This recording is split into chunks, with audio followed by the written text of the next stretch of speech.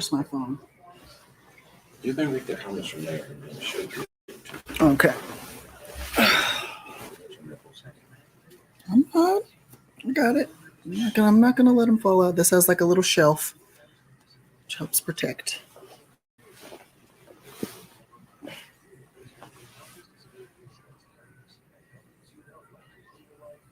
Is that the first drink that you brought over there? The one that you didn't like? Yeah. With the straw? Can you just... I'm just going to pour it in here because I'm almost done with that. So, no, the one that's... No, the one that's not yours. The first original one. I don't want this one. It's good. Well, no, I'm not going to take your drink. It's too strong for me. What? Just take the damn drink. If you don't want to drink it, don't drink it. I do, but I don't want to take from you. You're not taking from me. I wouldn't give it to you if I didn't want it. If I wanted it. I'll just split it with you. I don't want all that. It's too strong. Mm-hmm. It's good to me. It's too sweet. It is sweet, though, yeah. Anybody even in there? Right, yeah. Mm-mm. Well, I mean, I don't see it. How do you know? It's right there, 14. Oh. Just everybody saying shit. Oh my God. Hey guys. I swear I thought it was 0 in here. What's up? Holler at me. Let me know you're in. Shit, I'm sitting there talking, thinking nobody's in here. That's why I was arguing with him about the drink. Come on out of them cold YouTube streets. Holler at your girl. Somebody say hello. Can you see? Do you see me? Am I present?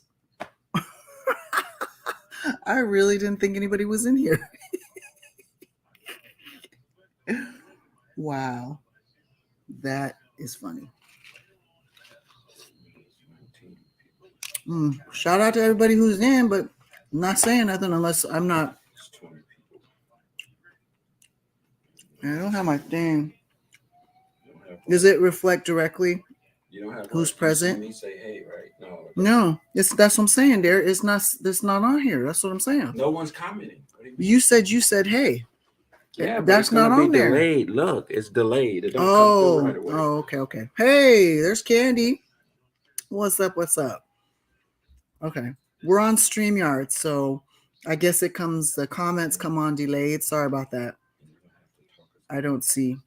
You guys, how's the audio? Audio okay? For anybody who's out there? Audio sound okay?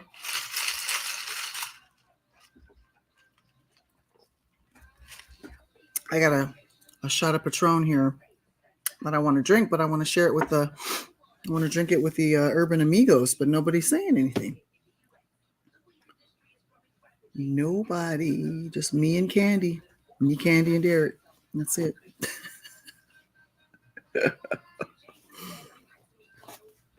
Sound is good. Okay, awesome. Pedo's in the building. Shout out to Pedo. Hello. It says hello, Viv and D.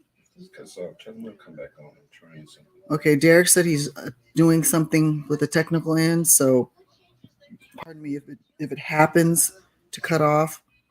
We will come right back in, but just hold tight. Sorry, my burping here. Anyways. See what I'm saying? Test. Yes, I do see test. Mm-hmm. Yep, I see it. So what's going on? I know it's a Monday night. This is odd. Oh, there we go. There's Derek. Oh, there was Derek. Oh, okay. There's 30 of us. Come on out of them cold YouTube streets. Say hello to your girl. Shout out to everybody. Jose El Compita, the people's moderator. Shout out to Jose. Let's see. He says, did someone say Patron? Yes, my friend. We poed up just for you. No, actually, this is from the bar, but always going to poe up for the homies. Mary V. Mary V says, hello, Nurse V and D. Where? Hi, everybody. Green Hornet. What's going on? I haven't seen you in a minute. He says, hey, Derek and Nurse Viv. Yes, sounds great. Was grabbing another beer. That's what's up. Let's see. We got Brosner Pierre. Welcome. He says hello. You did a mic check. And yeah. Everybody says the sound is good. Jose, the people's moderator, says Urban Amigos, hump them likes. Yep. We're going to have a few libations. Look at this. Shout out to Car Shop Reality for the amaretto sours. This is what you call a triple amaretto sour right here. And I want to get into what's been going on here at the Mandalay Bay Hotel. Man, this is typically, I'm not even going to say typically, but this is a tried and true hotel. As y'all know, everybody's heard of Mandalay, right? Boy, let me tell you what's been going on over here for the past couple nights. Lord have mercy. We'll let a couple more people. Let's see, we got 37 in here. We'll let a couple more people in, and then before we get into that. Yeah. Mary B's in the building. Bronzener says, did you no, I'm just on a hiatus for a minute. I'm revamping. Let's see. Jose says, Mr. P22. I'm not sure who that is. Oh, there you are, Mr. P22. He said, welcome home, Jose. Oh, thank you, Mr. P22. Appreciate that. So yeah, we're going to get into a few things, some surprising things that's been going on here at the Mandalay. It's surprising. Oh, yeah. Okay. All right. Let me do something real quick, y'all. Talk amongst yourselves. It's going to take me like 1 second. I got my snacks. My lotion.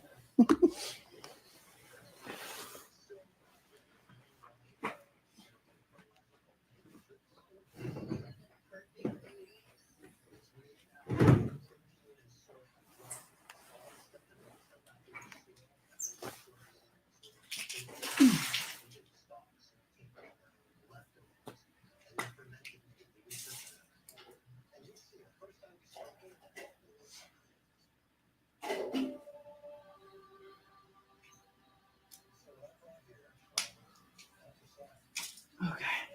All right, I'm coming back, y'all. I'm almost here. Oh. Sorry. Make sure tatas are covered. All right. Is anybody watching The Most Expensivest? Have you guys seen that show before? With 2 Chainz, and he talks about like the most expensivest, like everything. Here.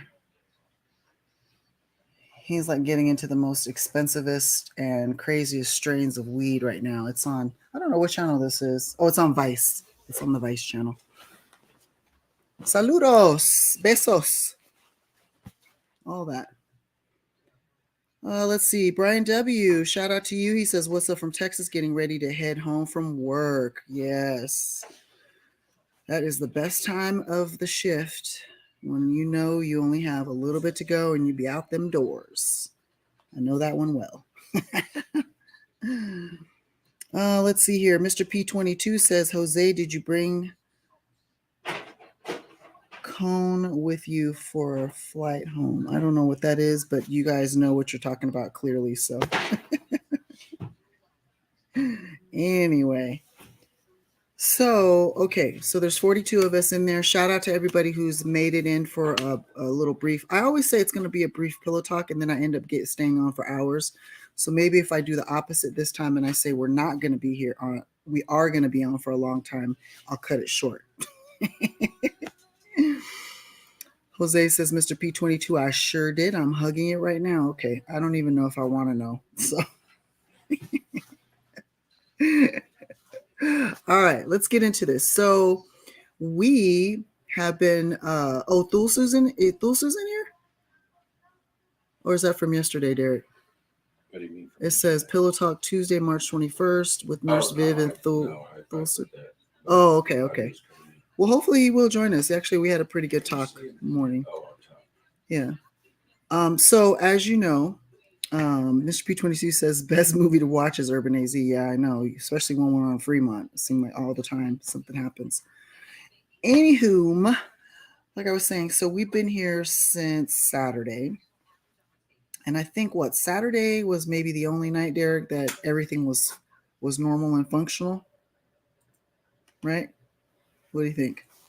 Saturday night, yeah. So Saturday night we got here, everything was normal, functional. I'm talking in the room wise, working, as in hot water, regular water, toilet, shower, all that, right?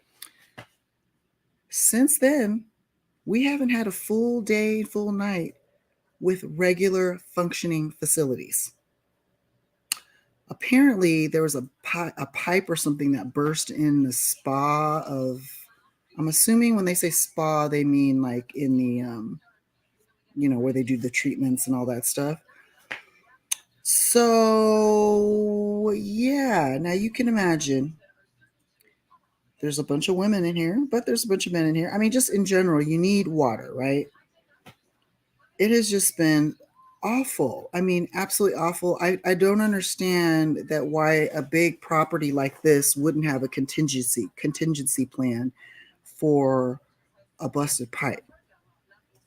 You know what I'm saying? Or maybe that's just wishful thinking. I don't know. But this is a huge property. It's not like it's just a little boutique hotel where you're not thinking something like that, right? But anyway, so yeah, man, it's like we don't know if we have water to shit, shower, or shine.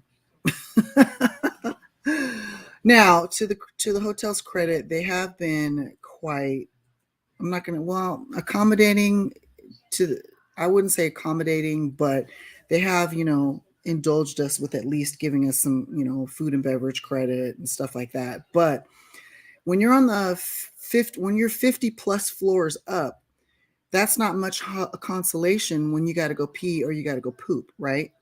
God forbid you're on a woman on their cycle. That means every single time you need to do something that involves the little girl's room, you got to go all the way downstairs. Yeah.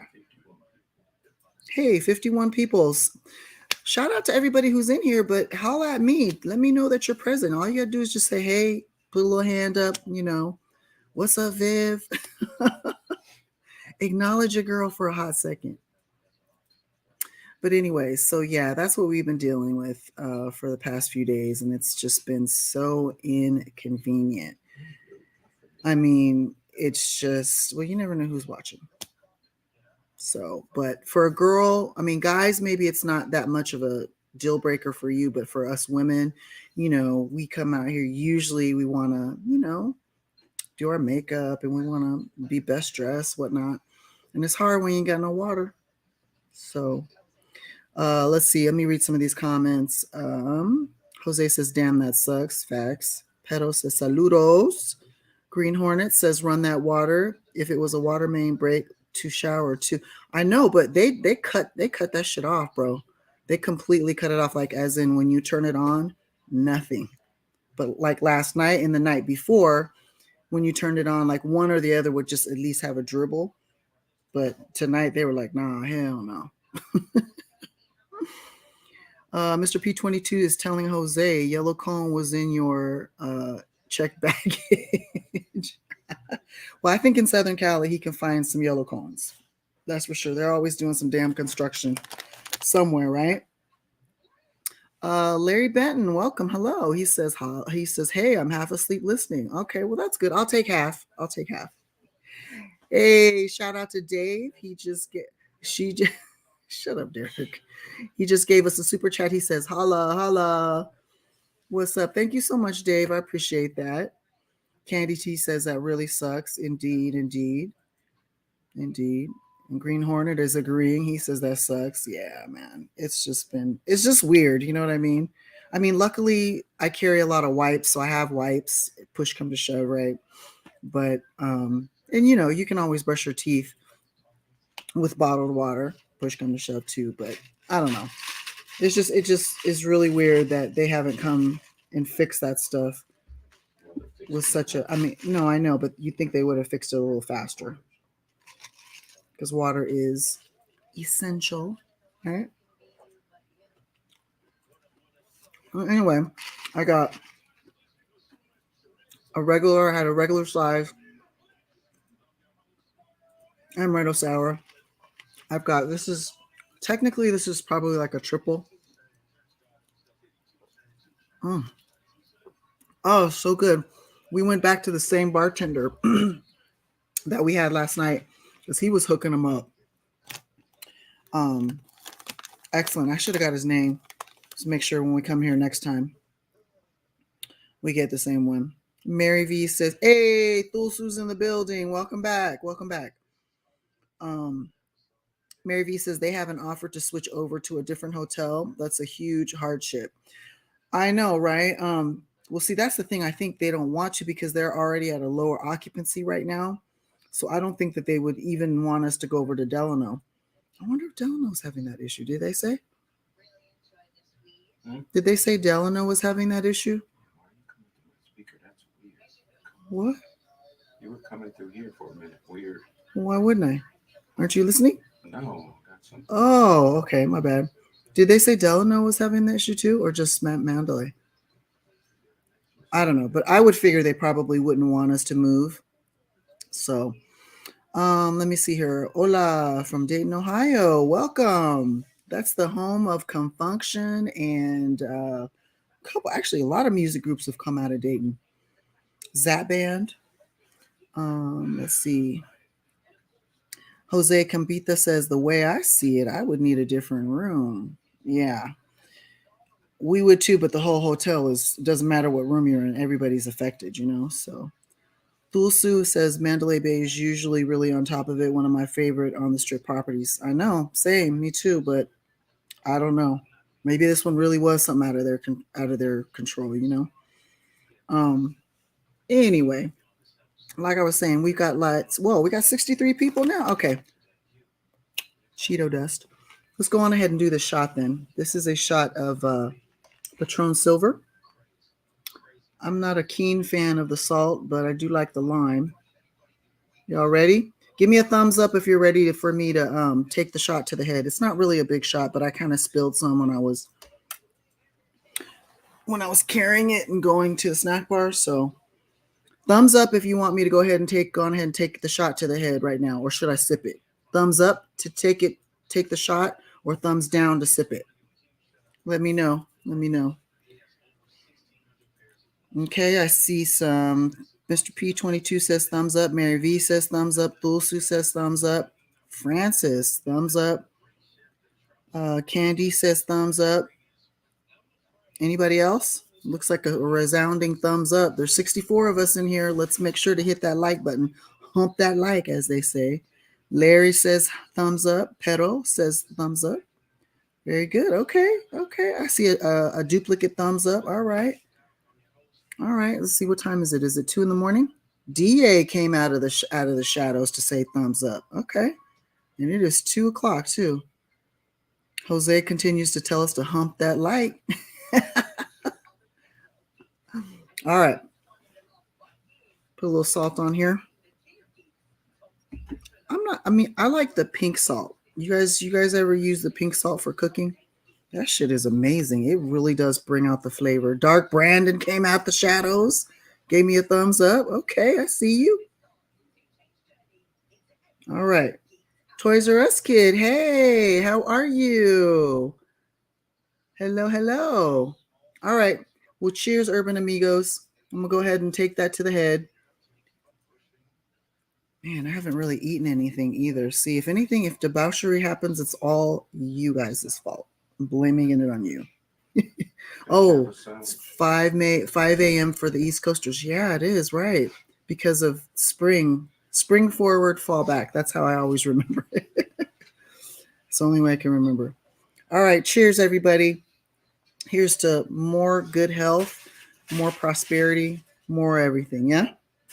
Cheers.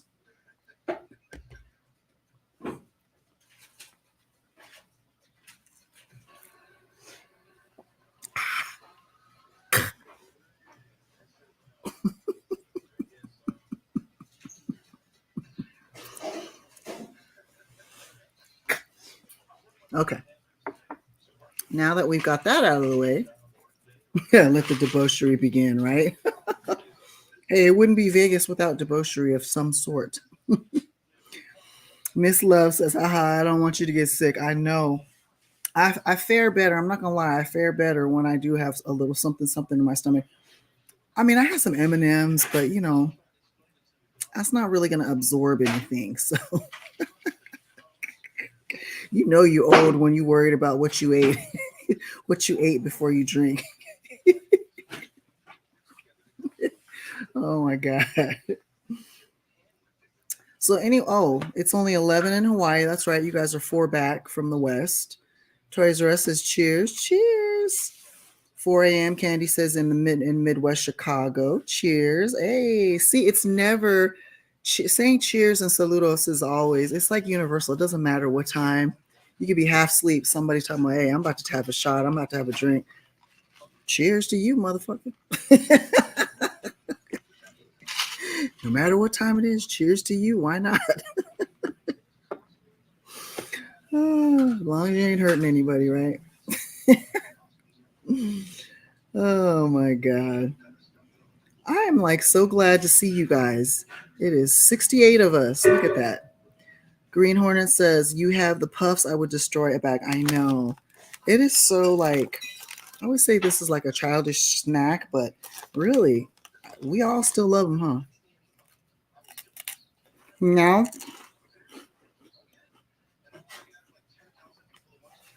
you're going to be thinking about Cheeto Puffs for the next day or so, and you're going to have to buy you some. You're going to be like, finally got my Cheeto Puffs. Next time we go on, make sure you tell me if you got you some Cheeto Puffs. Jacob Sanders, hello, good morning, welcome. Big Zell's in the building. What's going on, friend? Richard H., I see you. Shout out to you. Jacob says the hot fries. You know what? I haven't had hot fries in a long time. Are you talking about like the ones that are the Andy Cap fries? Remember those? Ooh, those are old. I'm showing my age with those too. They were good though. They had like the right amount of hot. And then they were kind of like, wait, maybe I'm getting confused with those sticks, or is that the same thing? And they had like the Tabasco like powder or whatever on them. Those were good. Those were really good. Green Hornet says, well, hold on, let me go back. Mr. P22, we're same Arizona. Yeah, that's right. We never move. Arizona, we don't have daylight savings. We just stay the same, and I love it. Shout out to Desert Girl in the building. Green Hornet says they are good. I have a bag, didn't crack them open. Oh, okay, got you. Jacob says no Cheeto hot fry. Oh, okay. See, I haven't had I haven't had the Cheeto hot fries. I know I've seen them at the dollar store before, but I haven't had them. I usually revert to the old school, the Andy Cap ones. You know what I'm talking about? Hey, shout out to Fun with the Italian German guy. Oh, couldn't sleep, so I was up searching YouTube and found you. I love when I find something new. Well, welcome. Welcome to the Urban AZ Familia family. Huh? That's me. Say again? That's me. Oh. Yeah, welcome. We're talking about everything and nothing at the same time. No, but for a welcome to Pillow Talk. I do this every now and then when I'm either in Vegas or I just have some spare time. I usually am working around this time. So this is fun for me. This is fun for me. Yeah. And I love talking with all you guys. So Jacob Sanders says, how do Arizona not have times? I think you're talking about daylight savings time. What time is it there and what day is it, better yet? So it is Tuesday. We just do not observe the time. We always stay in what's called Mountain Pacific time. We're the closest to Pacific Standard Time. So that's all I can tell you. It's us plus I want to say maybe Montana. It's us and like 2 or 3 other states that do not observe it.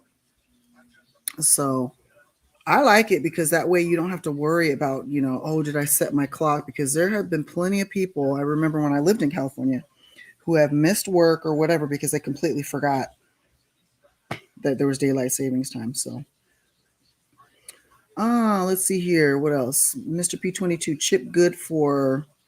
Oh, I went too fast.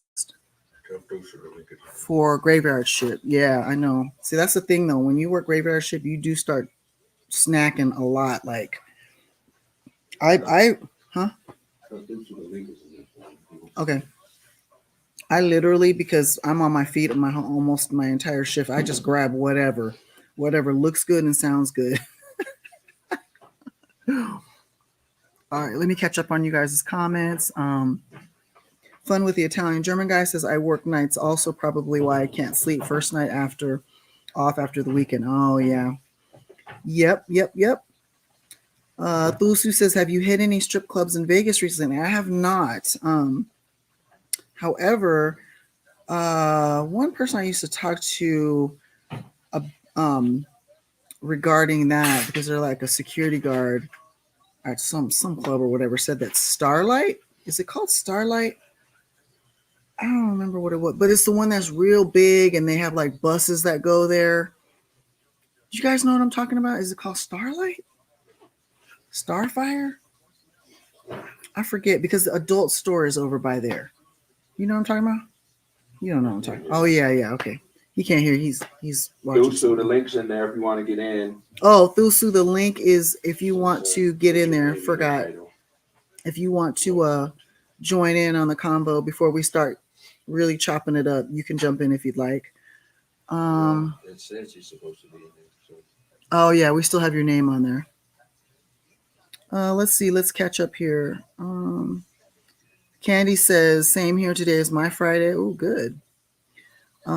You, that is your name, says, did you book your room direct with Delano or from a website? We go through the app, the MGM app, because that's where we're offered our discounts and stuff for being MGM, part of their club thing or whatever. Francis says, AZ Hopi, I hope I have a good one for you and me is that we need a good. Well, that sounds pretty positive to me. Arizona is in the building. Okay. And then Mr. P22 says, ransack that fridge. Shit, not ours at work. I don't be touching that shit that people put in there.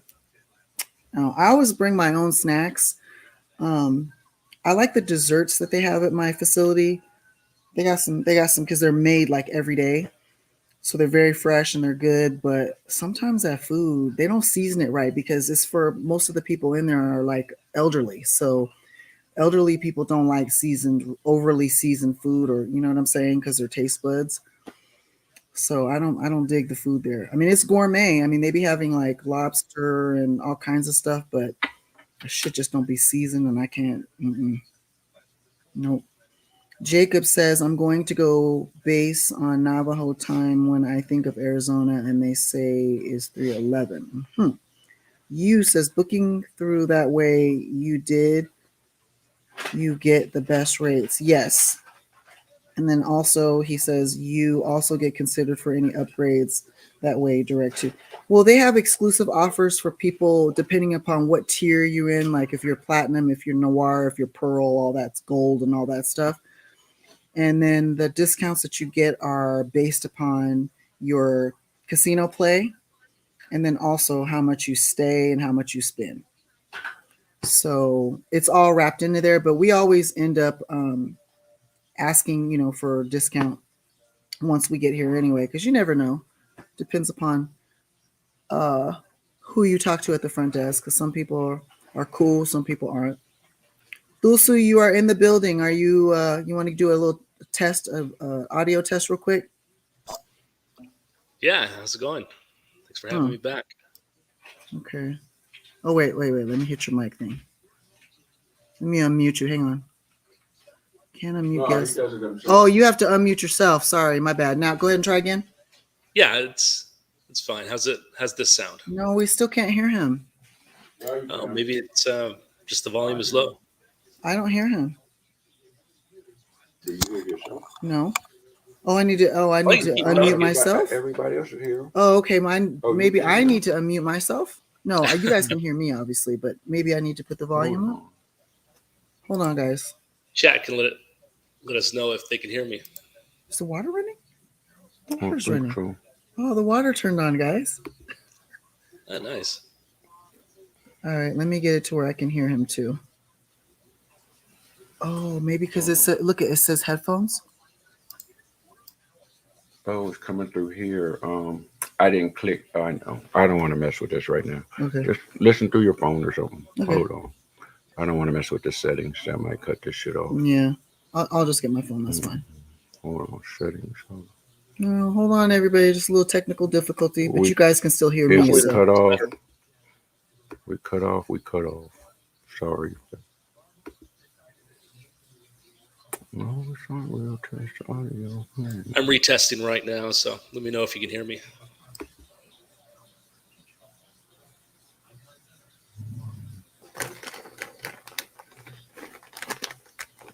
That's weird.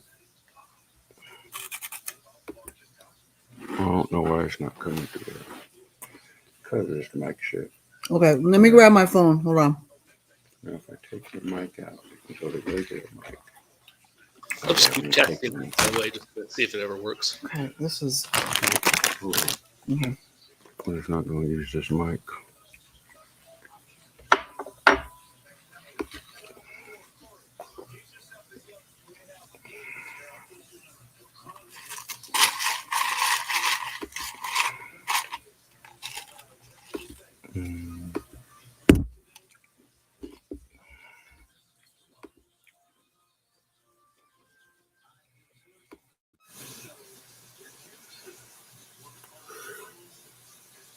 See if they can hear you. Do All right, check 1, 2. Can you guys hear me? Thumbs up in the chat if you can hear me.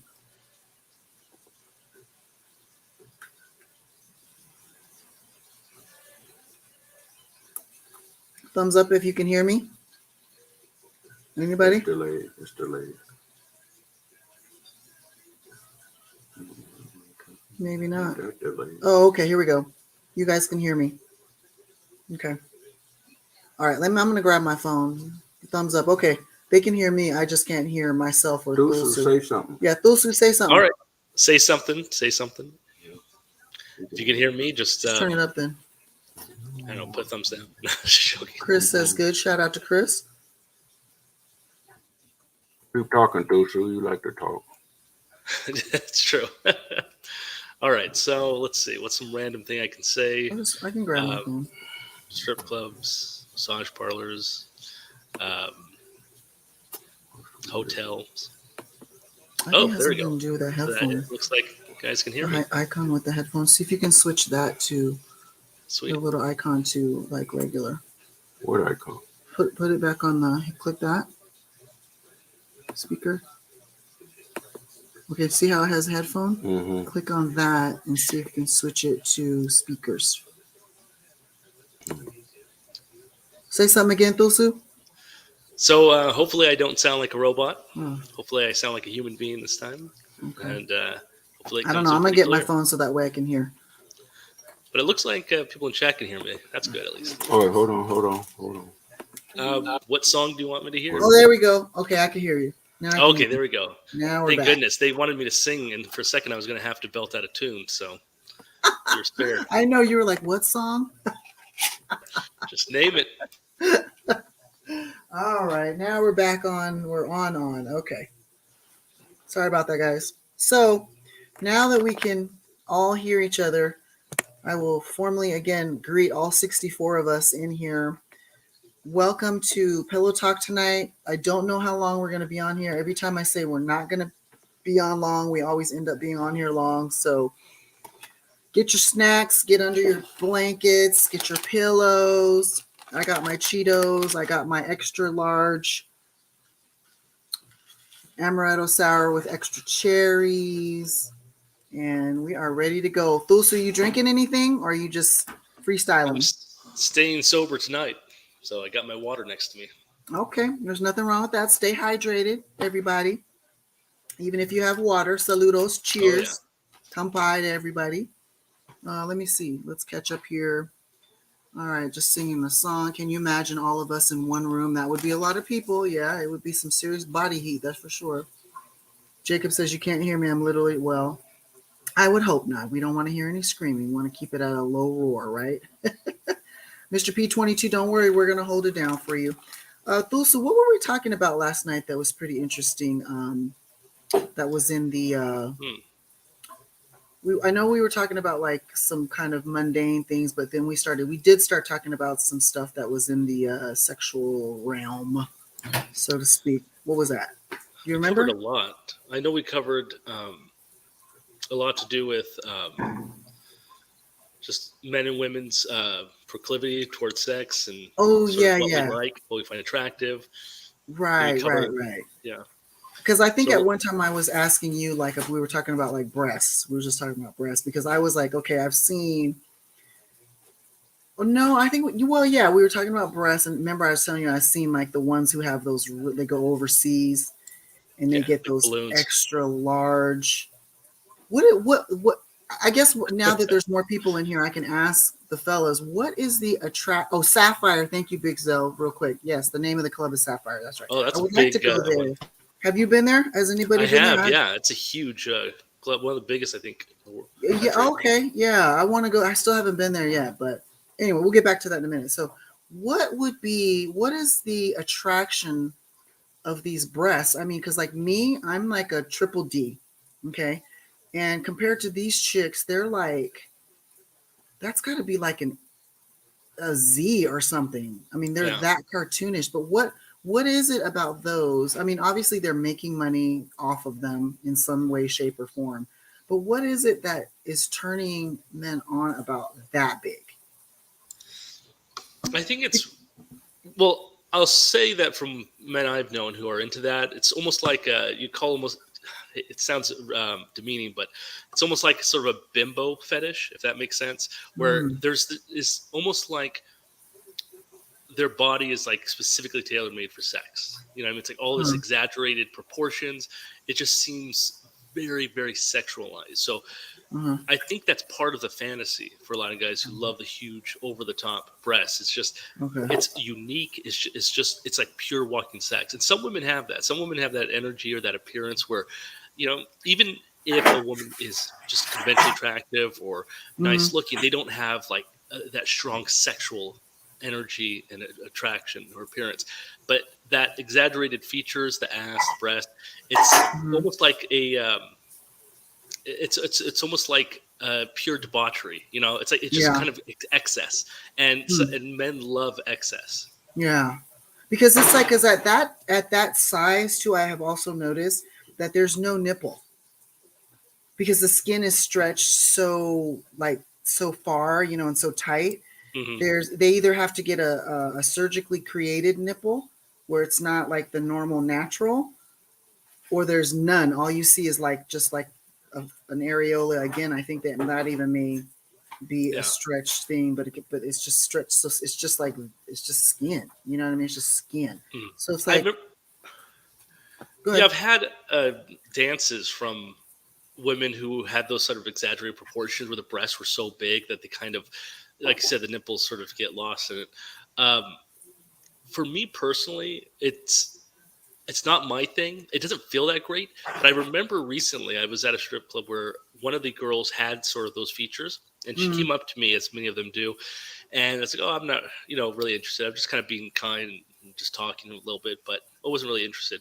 But she sort of started to probe me. It was like, so she was asking me, what is it? Like, am I too intimidating? Like, she could tell that I wasn't really into her. And it seemed like the impression I got that night, at least, she wasn't getting much attention. And this was a really busy night, this particular night. And she had those big exaggerated breasts. Yes. Yeah. She had the big exaggerated breast. And I think what it was is that, at least for that night, I think from what she was telling me, it seemed like she wasn't getting much attention. Perhaps that niche wasn't really being filled that particular night. So it's like it's a hot and cold type thing. It seemed like, where either men are really hot for it, right, and really into it, or they're cold. And that's where I think she was starting to get frustrated, that night. She wasn't like mean or anything, but she was definitely showing some concern as to, what can I do? What can I do to kind of make it easier?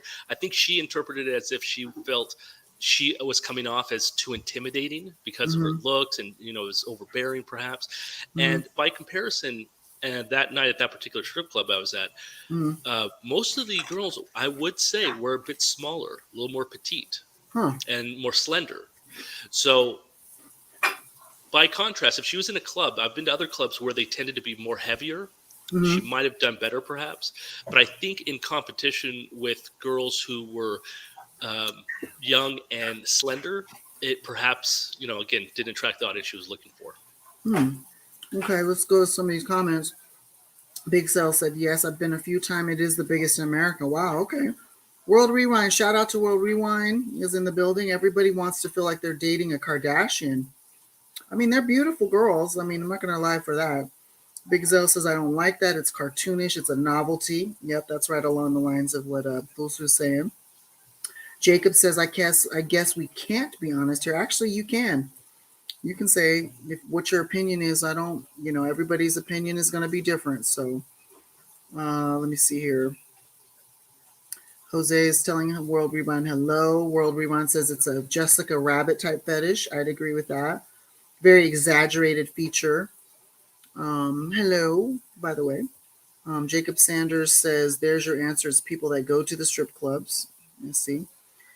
Fun with Italian German guy says it violates my rule number 3 for life. Well, you got to tell us what your rule number 3 is. World Rewind wants to know how's the potatoes. That's what I refer to my patients as. They're all right. They're okay. I'm sure they're going to, some of them will forget me by the time I go back to work tonight. So I have to reintroduce myself. Pitbull Air Cooled. Shout out to you. He says, has anybody heard from Big Dog Eddie? I have not. Mm-hmm. Derek says he has. After he, Derek says he actually talks to Big Dog Eddie once a week. I know that he got him a new job, so he's been on the grind, which you can't never fault anybody for that. Fun with the Italian German guy says rule number 3, never pay for something you can get for free. I heard that. Nothing's ever free when it comes to women. True. That's true. I would agree with you on that. It may appear free, but it's not. Hey, shout out to the Puku. Welcome back, Puku. He sends us a $3.99 super sticker. Thank you so much for that. Welcome back. Like I said, you were one of the ones that was here last night too. Late night, super late night. But yeah, okay. So that's very curious that chick came at you and was asking you that stuff, because usually the one that has those big ones usually is not. There's always going to be somebody who's going to tap into that. You know what I mean? But well, not that night apparently. Yeah, she was definitely struggling. Yeah, she wasn't the flavor of the night, clearly. So, It gets competitive in those strip clubs, especially when they're really big and there's like more than like 40 or 50 girls. I believe it. So, do you think that the same is true for the? Clarify. Do you think the same is true for the girls who do the same extreme when it comes to the butt jobs, the BBLs? Usually they're one and the same. Usually the girls with the big tits are the ones with the big asses. I've seen but maybe in the white clubs, but not the black ones. Oh, is that right? Yeah, the black clubs, if a girl has a supersized ass, she may have just completely average breasts. She doesn't go for those big cartoon. Oh, gotcha. Well, when I think about it, like if a girl has really large exaggerated tits, chances are she's going to have really large exaggerated ass. But now that you mention it, if a girl has exaggerated ass, she may not have exaggerated tits. So that may be the case. Now that I think about it, a BBL has been really popular in the last few years. And especially if you go into like a predominantly Hispanic strip club, which is all around, the South, whether it be Texas, Florida, Southern California. So what happens is that the BBL is like really prominent, but not necessarily boob jobs. Or if it is, it's oftentimes not as exaggerated boobs. For some reason, the ass is really exaggerated, especially in like Florida and Cali. So Southern California, last time I went, was pretty crazy. Okay. Especially in the massage parlors. The Latino. Oh, really? Yeah. Oh, really? It's really, really common. Oh, yeah. So even in the massage parlors, they're going for the exaggerated body looks? Only the Latino ones. The Asian massage parlors, rarely do they have anything. But I would think so because like Asian, I mean, I feel like men who have an Asian fetish, they have a preconceived notion of the petite gal. You know what I mean? True, The true. breasts aren't going to be super big because that just doesn't run in the Asian culture, not well their ethnicity, and Yeah. they've never been known for a big ass. So Yeah. but that's what's wanted. But they've got the the petite features, and supposedly Asian women have the tightest coochie. I'm serious. They are pretty tight. I'm not gonna lie. Oh, really? Seriously. Oh yeah. I mean, Mm, I've had pretty much every race under the sun, but mm, most of the time, when it comes to massage parlors or for mhm, Latina ones, they oftentimes will put mhm. aromatherapy or some other bullshit tag. But for Okay. the most part, I would say the Asians are definitely tighter. Okay. Let me get some of these comments. Pitbull Air Cooled said, "Hit the like, everybody. Have a great night, everybody. Good night." He's probably already gone by now. World Rewind says, "I prefer the big ass." Big Zell says, "I'm in Atlanta. We hate the BBLs." Well, I bet because they're probably everywhere in Atlanta. It's just Atlanta got some beautiful women, but them asses, I don't think I could go out there. I'd probably be feeling so insecure. Jose El Compita says, "Booty is king." World Rewind says, "I'm in SoCal and every girl out here has a BBL or wants one." Circus Vargas says, "Wow, you haven't been live for a while." I was actually live last night, believe it or not. Jacob Sanders says, "It's only about race." I'm not sure what we were talking about with that. Pedal One says, "Booty, booty, booty." Jacob Sanders says, "This guy goes to massage parlor, LMAO. That's nothing to be proud of." But this is a no judgment zone. We're not judging anybody for what they do. Big Zell says, "That's true. You never see Asian BBLs." That actually is not true. There is an Asian porn girl. Her name is I forgot her name. She gets on No Jumper a lot. Damn, what is that girl's name? She's actually really pretty. I follow her on Instagram. I did anyways. Oh, I can't remember. I know, like I said, I know she's been on No Jumper quite a few times. I can't remember. But anyway, she just got one, but hers is not big. It's not exaggerated. It makes her look bigger because she's got a boob job too, but it's all kind of proportional because she actually may be mixed with white. She may be Eurasian. She may be like the mom is Asian, dad is white, I think. Oh, biracial. Yeah, I'm not sure. But anyway, hers is not overly done, so it kind of looks good. You know what I mean? To me, I think it looks good on her shape. She didn't go too exaggerated. World Rewind says, "I have dated 3 Asian women and they were all thick." Wow. How did I miss the petite Asians? Wow. Well, I don't know. I'm just speaking from I'm generalizing, so forgive me for that. But Also, may depend on where they're born and raised, because if they're like mhm. second or third generation, True, uh, true. they may have They're different. American. They're Yeah, American. and a lot of the ones in the massage parlors are Mm. typically directly coming over from another country, whether it be Ah, China, okay. Thailand, Korea, etc. Got you. Okay, so let's see here. The Greek says, "Hello, lover. I know your nectar tastes like peaches." Okay. Pedal One says, "You should see in the Bay." Now, you know what? Now that I think about it, again, I think that plays into what Thulsu is saying. If they're like, second, third generation or where they've directly come from, if that's going to play a big part too. And then it is regional, of course. Um, let's see. Yeah, because I think they emphasize different things. Like I notice with a lot of these girls in massage parlors who come from directly coming Mhm. over seas. Ah, we're real quick. Juan got it. Kazumi, that's her name. Thank you. Oh, So there's somebody who knows something of everything. That's so crazy. I could not. I totally described her in like the vaguest way possible, and somebody still figured it out. wait, is that like Katsumi? There was a porn Kazumi, actress yeah, named Katsumi, which may have been yeah. similar, but No, this it's was like maybe spelled. 10 years ago. He spelled it correctly. That's exactly. Okay, If you go on, you can just Google Kazumi and you'll see a picture of her. But she's an attractive girl. She's, like I said, I don't know if she's half white, half Asian, but I think she's pretty. But she actually when she was on No Jumper, she admitted that she had gotten the BBL because she had brought like a cushion. She was, I guess, pretty fresh off the BBL, so she wanted to make sure she's not flattening it or whatever. Um, Derek, why'd you do that? I'm trying something too. Oh my God. Anyway, Oh, wait a minute. did you guys see that? Just Do they curious. want to see it? No. Why are you? No, I You missed are like Derek is in the production booth, just going off back I'm here. really testing out some stuff. I know. That's what I'm saying. It's like you're in the production booth, just playing around. Big Zell says, "I meant in real life." Jacob Sanders says, "Oh no, a no judge zone. I don't like. Some people don't judge me. No, we're not. We don't judge you. We don't judge anybody." Jacob. Let's see here. Pedro says they make them thick in the bay. True, true.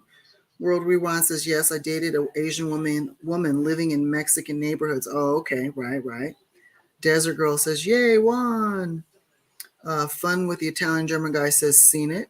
And then Pedro's saying, go D. Well, I'm not sure.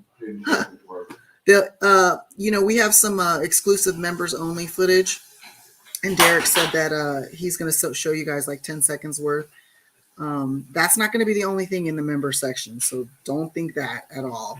This is just like a little. You can explain what you're doing if you want. Well, okay, so in this clip that will be in the members only section, it's just kind of like a little play on, because I actually do get a lot of questions about, well, what do I do on my nights off? Okay, because I work 3 or 4 nights a week. That's considered full-time in the healthcare field.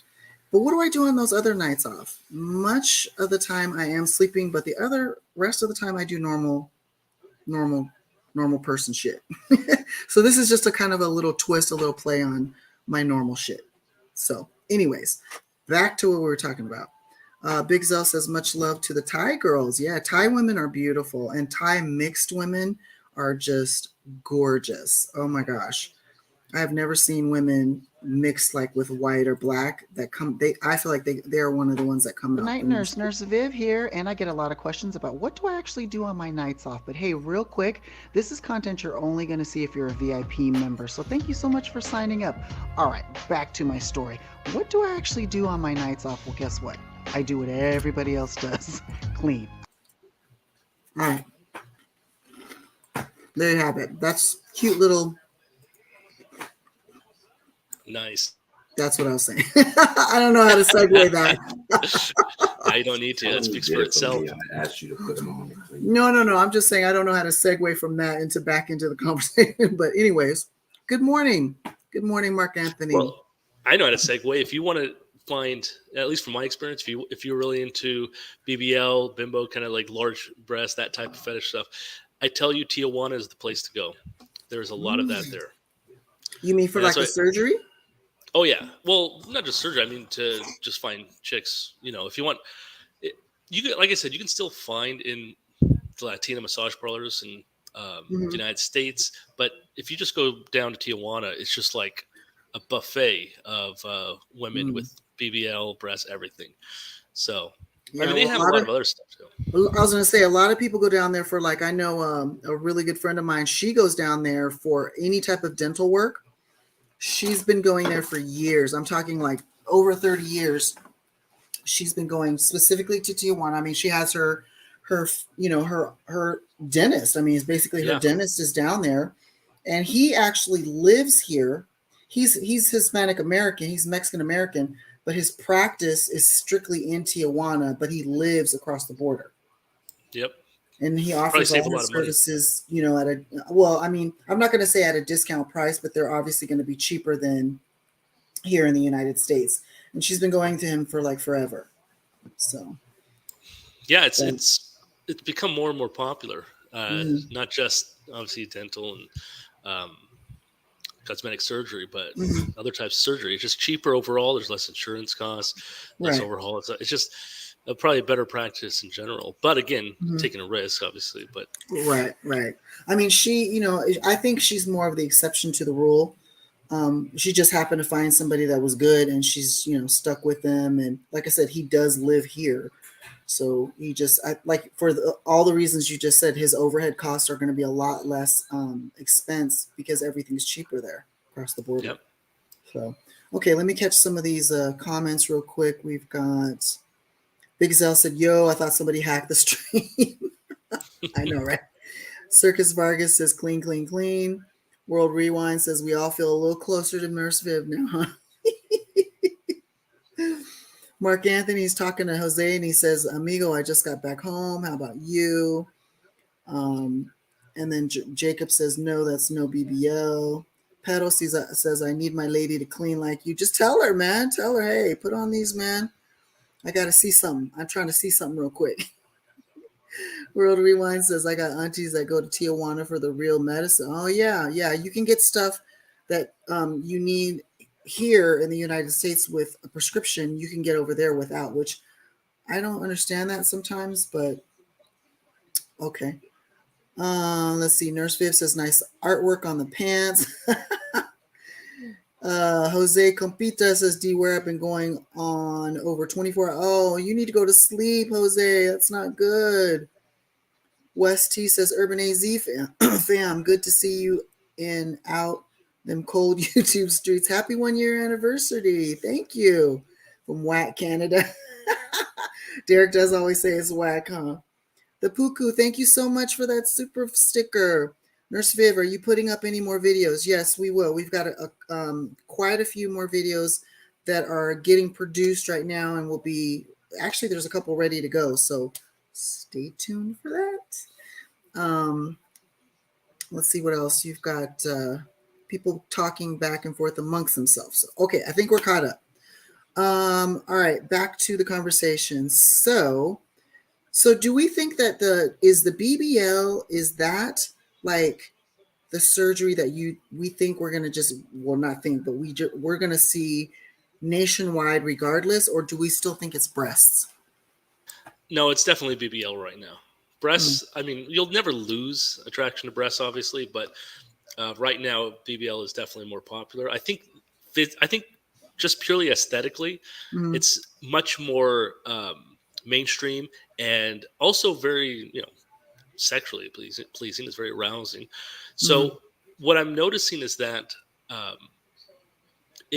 so let me get a little explicit here, but if you're going for like full service, right, into say a strip club, for going into a brothel or whatever, then chances are you're going to get BBL depending on like what type of positions are most popular. Most of the time, from what I'm seeing, the women are usually on top. That's most popular position, that or doggy style. So a lot of times the impression I get is that it seems to sort of go with what the porn trends are. So whatever pornographic trends tend to be really popular at the time, there's certain positions that men like to reenact.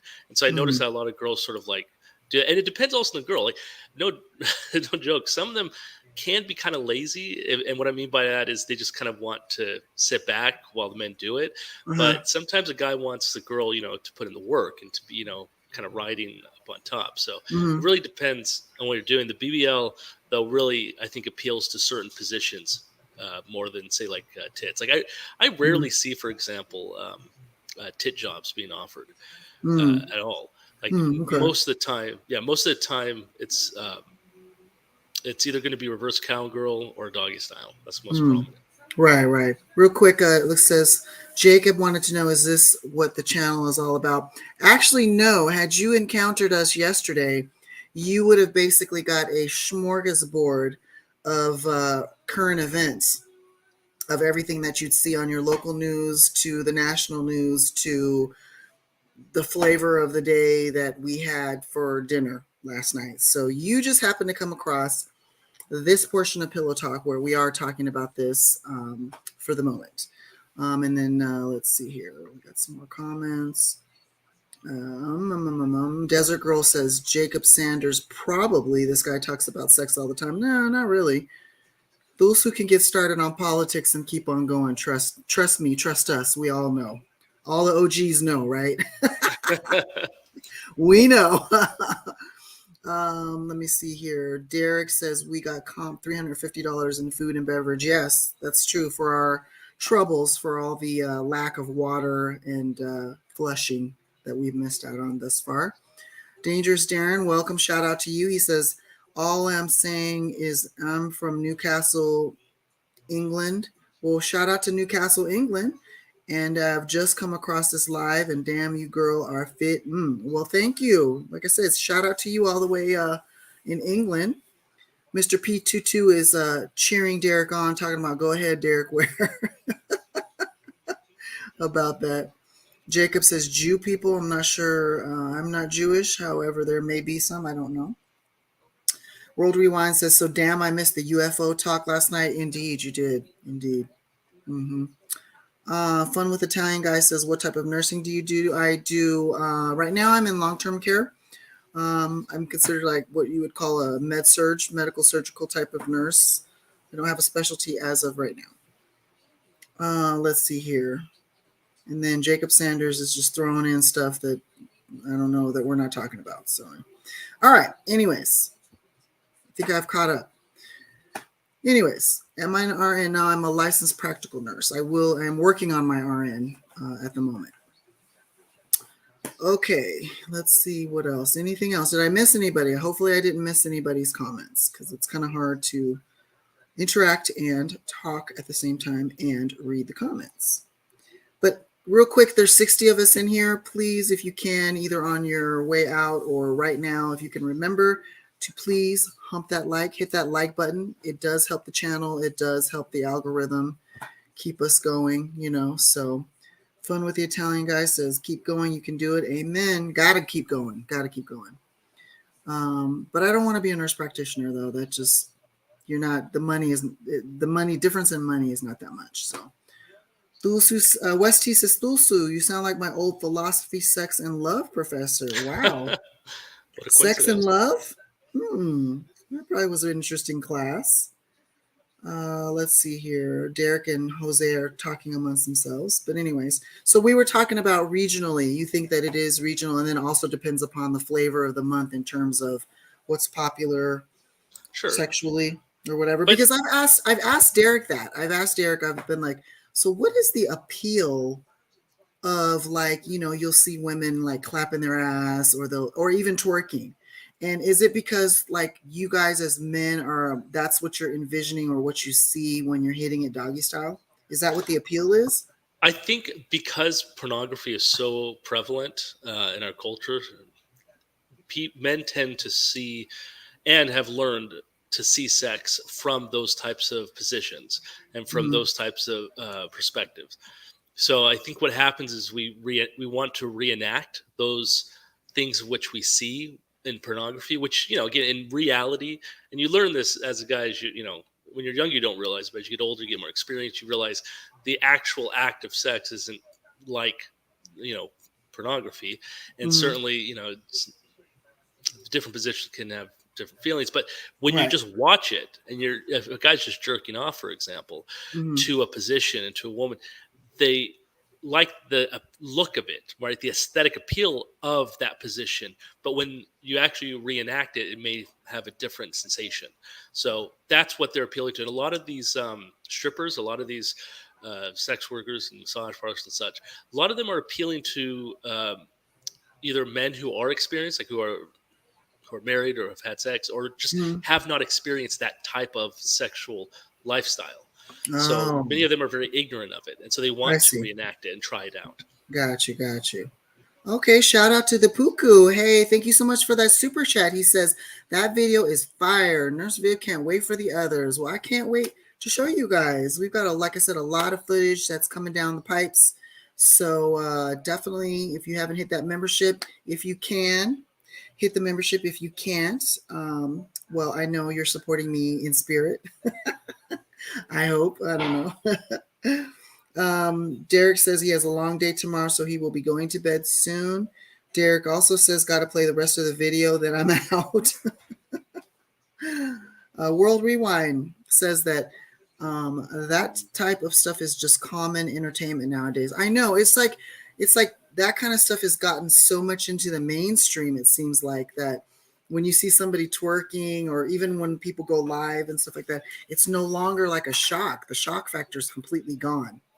Yeah, it's true. Well, I mean, it's only shocking on the TV. Once you see it in person, it's still kind of shocking.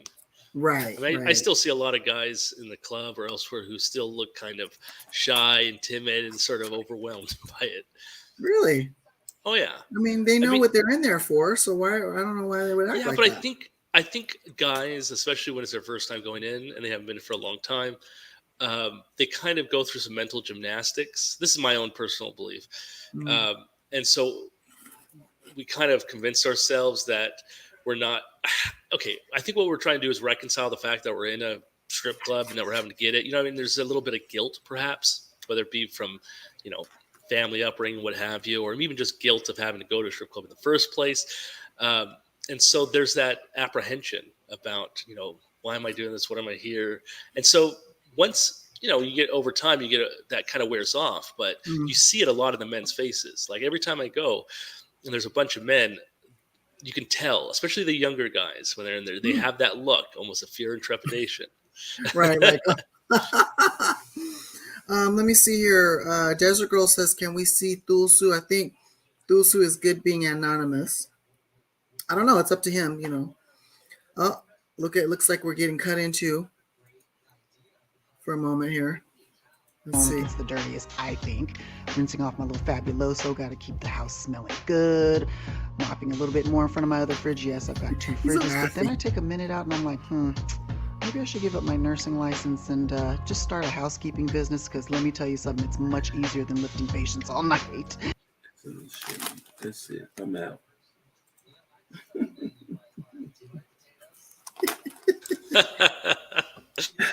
I don't know what to say. Love it. Again, it's hard to segue from that back into the conversation. However, Pero says, "Thanks, compa. I'm about to join the UAZ membership." Oh my gosh. Anyways, Hey, Thulsu Kyle says, "Do massage parlors go all the way?" That would be a question that you could answer. I would Yeah, say they for the do. most part, yeah. I mean, there's certain telltale signs. If they're open till like 9 or 10 p.m., Uh-huh. chances are, if they have a really generic outside, there's almost like the exact same ads, you know, and Yeah. images that they kind of recycle. And if in the back, first of all, if they offer full body massage, open late, and they go out to separate rooms in the back, chances are they'll do at least a hand job. Mm.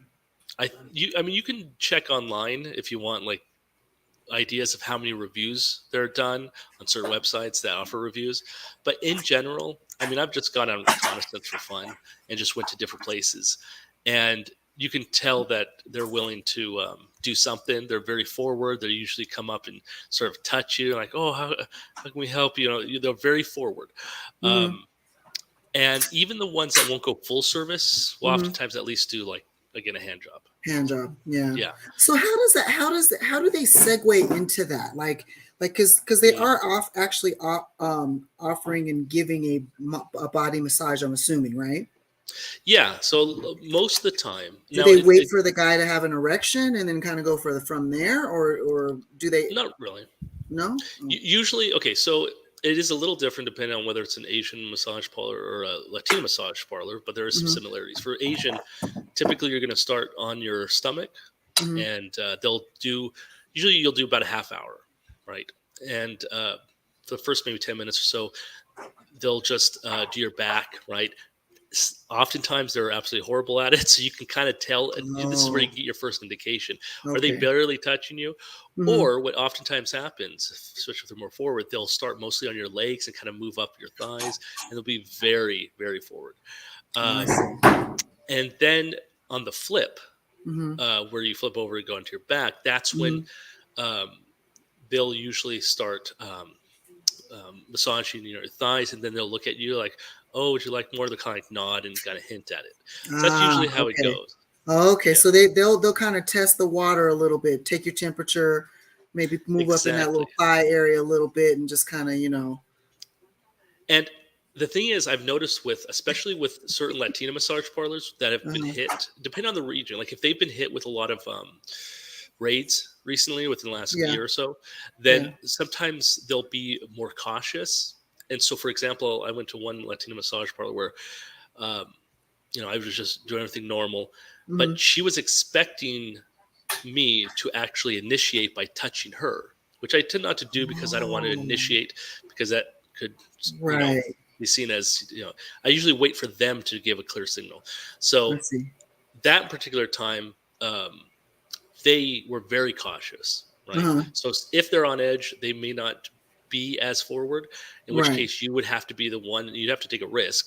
So I don't know if it's necessarily Yeah, to like, try to touch their leg while they're coming near you or something. I But see. again, it's pretty, again, maybe just because years of having done it, it's pretty obvious. You can tell from the front, the way that the business is set up, especially if, and this is very common now, if Mm. they have a back room that's locked and they have like a little window, Oh, so like you go up to the window, they open it up, and then Uh-huh. they ask for a half hour, you give it, they close it, and then they unlock the door and you go back. That's pretty much guaranteed to be Oh. a full service typically. I see. Okay, so that's kind of like the tip off if you're going to that Mhm. area.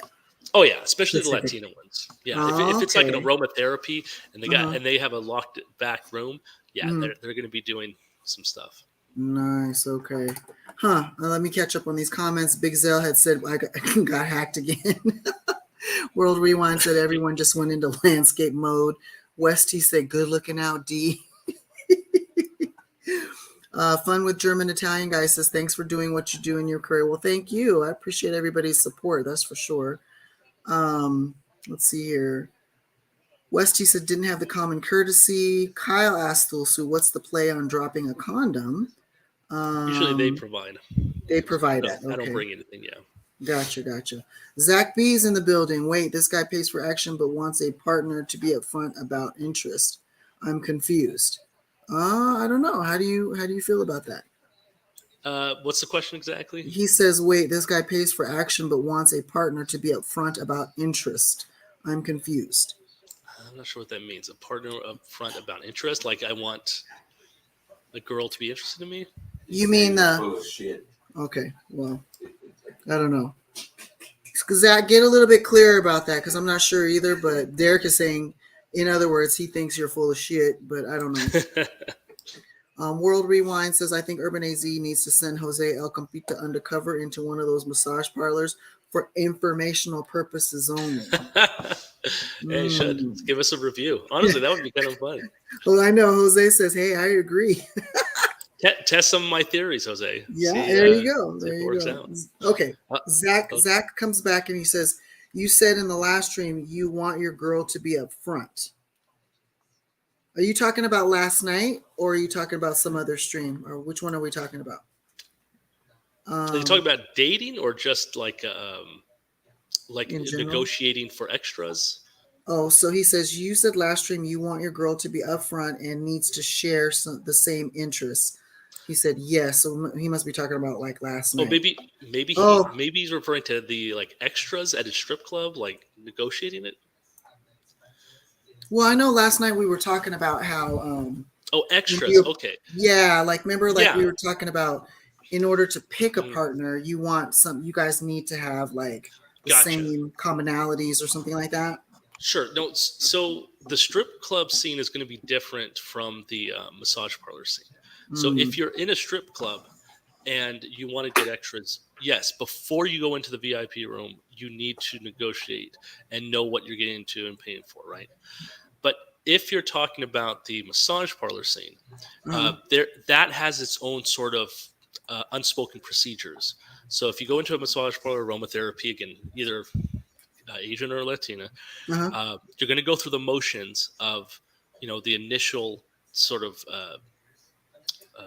lay down, having them rub you, whatever. Like the aromatherapy is the funniest because they literally just won't really do anything except like maybe touch you or do like a little kneading. It's absolutely pathetic, but kind of funny.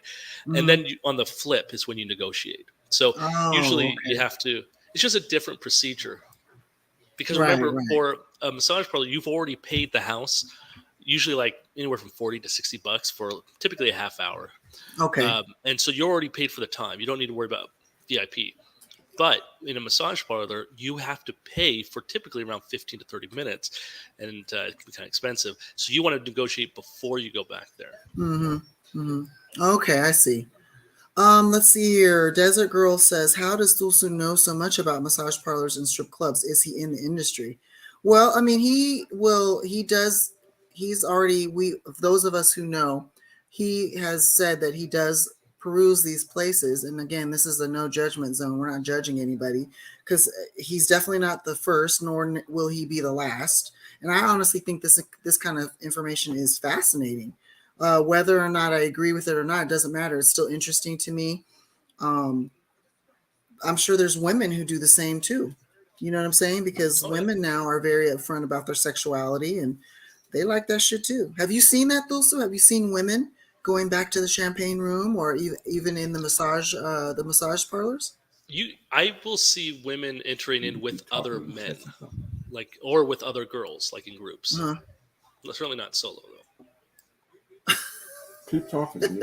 I am, but when something pops up, I'm just like, all right, I'm gonna grab my my other snack real quick. Keep going, Thulsu. So any sign up front is going to just be the simplest thing. If you're really genuinely looking for a place, besides doing research online about that place, if it has low reviews, that's a good sign that they offer extras.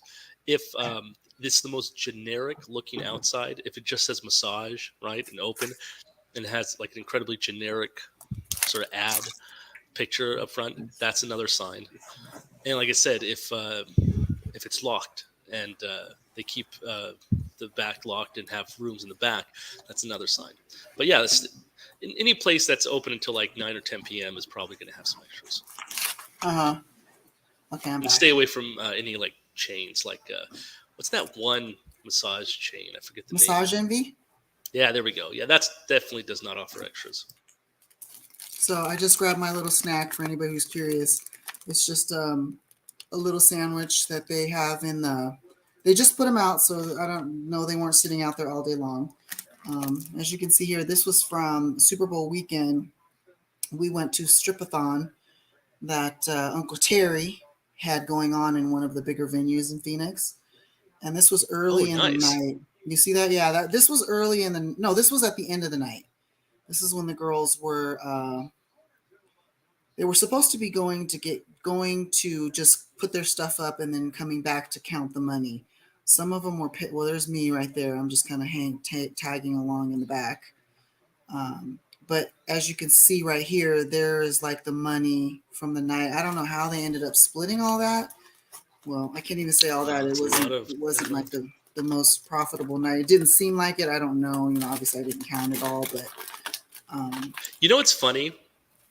In most of the strip clubs I'm noticing now, no one goes up and throws dollar bills for the most part. Sometimes the establishment might have like a plant or someone working there who will throw dollars just to look good. But I have literally been in rooms where, and really just as recently as like last weekend, where the entire place was filled with men, easy like dozens of men. But no one was up in the front where the dancers should tip, because the whole place, and this is really common now, more so than it used to be, it seems like. But a lot of times, like this whole display of dollars going out, I don't see this anymore. Again, once in a while, someone will throw out dollars, but it's very rare. Most of the time, from what I've talked to the girls, they are making their money in the VIP rooms. They're getting dances, usually 15 or 10, anywhere from 10 to 30 minutes. Really? So when you mean like when they're going in there, are they like sucking dick, or are they just doing a private dance where they can get touched, or? Okay, so for the most part, if you're in a big city, especially depending on the state, if it's more open, California's a great example of that. It's just like it's basically like a Wild West. But basically, there are a lot of women who will only do VIPs. They won't even just do straight up regular dances. But what they expect is to get more for extras, usually starting at least around $60 to $80 if you just want like a hand job. If you want blow job, usually around 100, 140. Now, each dancer has their own price, but you can negotiate. Full service is becoming more and more common. That's usually, they'll try to start at like 200 or 300, but you might be able to get it down. It's really expensive. Oh yeah, it's really expensive for full service, especially for. No, I mean you can talk them down from, because I would be like, no, I'm only 300 or 400. It's got to be 300 or 400 to do that. Oh yeah, no, definitely. If that was me. I would say some. Okay, there are some girls who, yeah, they will stick at the lowest. Some I've seen go is like 300, but others seen going down to like 200. Yeah, shoot, I've seen it go down to 150 for full service. So it Mm. just depends on the girl. Depends on what time of the month it is because they might have bills. I tell you, I've been with chicks who on one day say, "Oh no, I only go down this low." I see them Mhm. another day and they're like, "Oh yeah, I'll go down to, you know, 50 less." bucks. But no, it's again, you have to be willing to negotiate. You have to be willing to say no. A lot of the younger guys I'm noticing, they're kind of giving a bad rap because some of the younger guys are starting to spend too much. And I think after Mm. like COVID, when money was just being thrown around and they had all those paychecks, $1,000, Mhm. I think they were throwing away too much money. They didn't know the value. They weren't good negotiators. So they were like, oh, okay, I'll just pay it. And that kind of messed up the price for a while. But even if you go down to Tijuana, they're raising their prices in Tijuana. Hong Kong, last time I was there, they wanted like 160, which is really high and plus you have to pay, however much for a room, half hour, or whatever. But yeah, I mean, anything more than 150 in Tijuana would have been unheard of a few years Mhm. ago. It Mm. used to be the cheap place to go. You could get for like $80 full Mm. service, 60, $80. It was crazy. Now it's Mm. becoming almost like United States. Like I still can go to a place, and here's why I think it is. In the United States, a lot of the girls coming in aren't just from Mexico. Like for example, Hong Kong I mentioned is mostly chicks from Mexico, actual Mexican girls. Chicago, Adelita tend to be from like other places in South America. But in the Mhm. United States, a lot of the Latina massage parlors are coming in from other countries, not just Mhm. Mexico. So a lot of them coming from Colombia. I've seen some from Peru, Brazil, which I think were Venezuela. So what happens is that their range in cost is different than Mexico. Mexico is almost like the big bucks. Like a lot of them come from South America to Mexico. So Mhm. you're seeing that difference in range where these Mexican chicks are coming over, but they're wanting to charge more. But then the chicks from South America, they're like, okay, well, I'll do it for less. So like if Mhm. I go to a Latino massage parlor, I could get, full service for like 120 bucks still. But Mhm. it's slowly going up. They're wanting like, let's go for 140. Let's go for 160. They'll always ask for more. Like, oh, can you just give a little more? And you got to be, steadfast. Like, nah, maybe next time we'll see. But no, Mhm. it's tough. You got to negotiate. Yeah. But like, so if the girls are negotiating, there's no like, I'm just thinking to myself, the strip club has no control over that whatsoever? They can just No. do whatever they want. Well, again, it depends on the strip club. The strip club, most from what I've been told, the girls can set their rates because they're essentially like um, independent contractors, right? Mhm. What the girls have to do typically is they have to tip all the people there, the waitresses, the DJ, the security, things like that. So they tip just like Las Vegas. It's a tip culture. So once they do that, they get all the rest of the money. So the house doesn't really care about what their rates are for their extras. All they care about is their rates for the rooms and obviously getting drinks. They'll try to push drinks and stuff. Okay. Right. Because that But helps the that's whole house. exactly, Mhm. and no dancer cares about drinks. That's just for the house. So skip the drinks and a lot of times a waitress will come by as a girl is talking to you and they'll be like, oh, would you like to buy a girl a drink? Don't be afraid to say no. The girl doesn't care. She's not getting a piece of that. If she is, it's maybe a few bucks. So Mhm. don't worry about that. That just goes to the house. She doesn't need a drink. What she'd rather Mhm. have is a tip. Mhm. Hmm. So I forgot what you said earlier about when I asked, are women, do you ever see women in the massage places Yeah, I've seen. to get the It's not too services? uncommon. To get the Oh, services? to get services? I haven't Yeah, heard of yeah. that. No, I haven't heard Oh, them get services. Usually it's huh. just with other guys or maybe some girlfriends, but usually Oh, it's with another guy. And what's funny is a lot of times they'll come in unassuming, like covered up, not showing too mhm, much. I think because they're trying to distinguish themselves maybe from the mhm, girls, but they might do it for fun and mhm, really just kind of maybe impress the guy they're with to make it mhm, show that they're, hey, look how open minded I am. But I mhm, don't think they've ever seen them get extras. mhm. Okay, interesting. Sorry to talk with my mouth full. I just got so hungry. Um, so let's switch gears a little bit. This is what I want to ask everybody. Big Zell says, yeah, he's more into brothels, not strip clubs. Oh wow. Um, how do we feel about threesomes? Whether they're male, male, female, female, male, male, female, female, female, male, male, male. I mean, hey, I'm not. I don't want to. I don't want. I want to be inclusive. I want to include everybody. Well, I think it depends on whether you're engaging in it or watching it. If you're watching it, then sure, you could have one chick with a bunch of guys just because it looks more aesthetically, arousing. But if you're experiencing it, guys don't want to be with other guys. What they want is more girls. That's why massage parlors, for example, they offer forehand massages. Like, it's very common to get multiple girls. I've done Forehand it. It's pretty fun. massage. Yeah, that's right. Wow, I did not know that. It costs double, obviously, but it's yeah. fun to try out. I've done it a few times.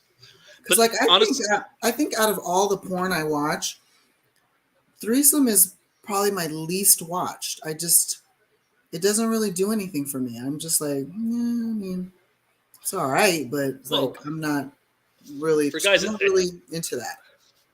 I think for guys, we just want to see, a chick getting like completely ravaged. Basically, that's the only reason you want to get a threesome. But see, look at Jose says threesome's always good with two girls, but that's not a woman being ravaged. That's one dude giving it up to two chicks. Well, if you're in the threesome with two girls, it's fun.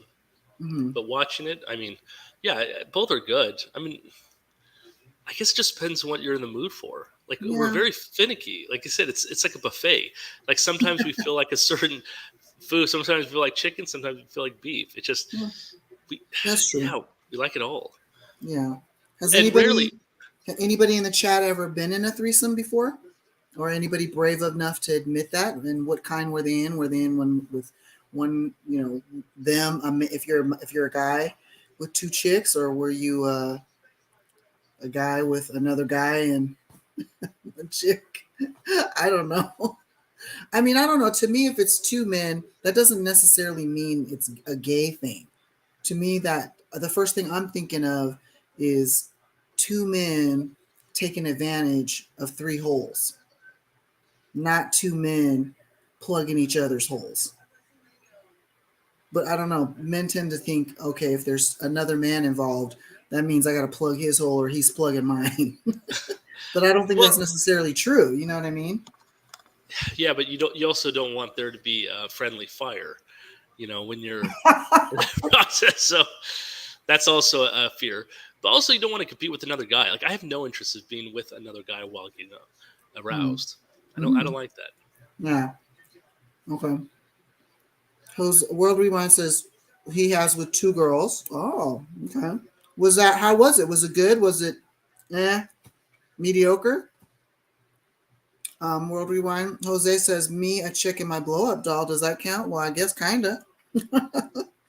Big Zell says, second, doing threesomes are cool, but tiring. Ended up smoking a blunt after an hour and watching them. Oh, okay. They were still ready to go, huh? You ran out of juice.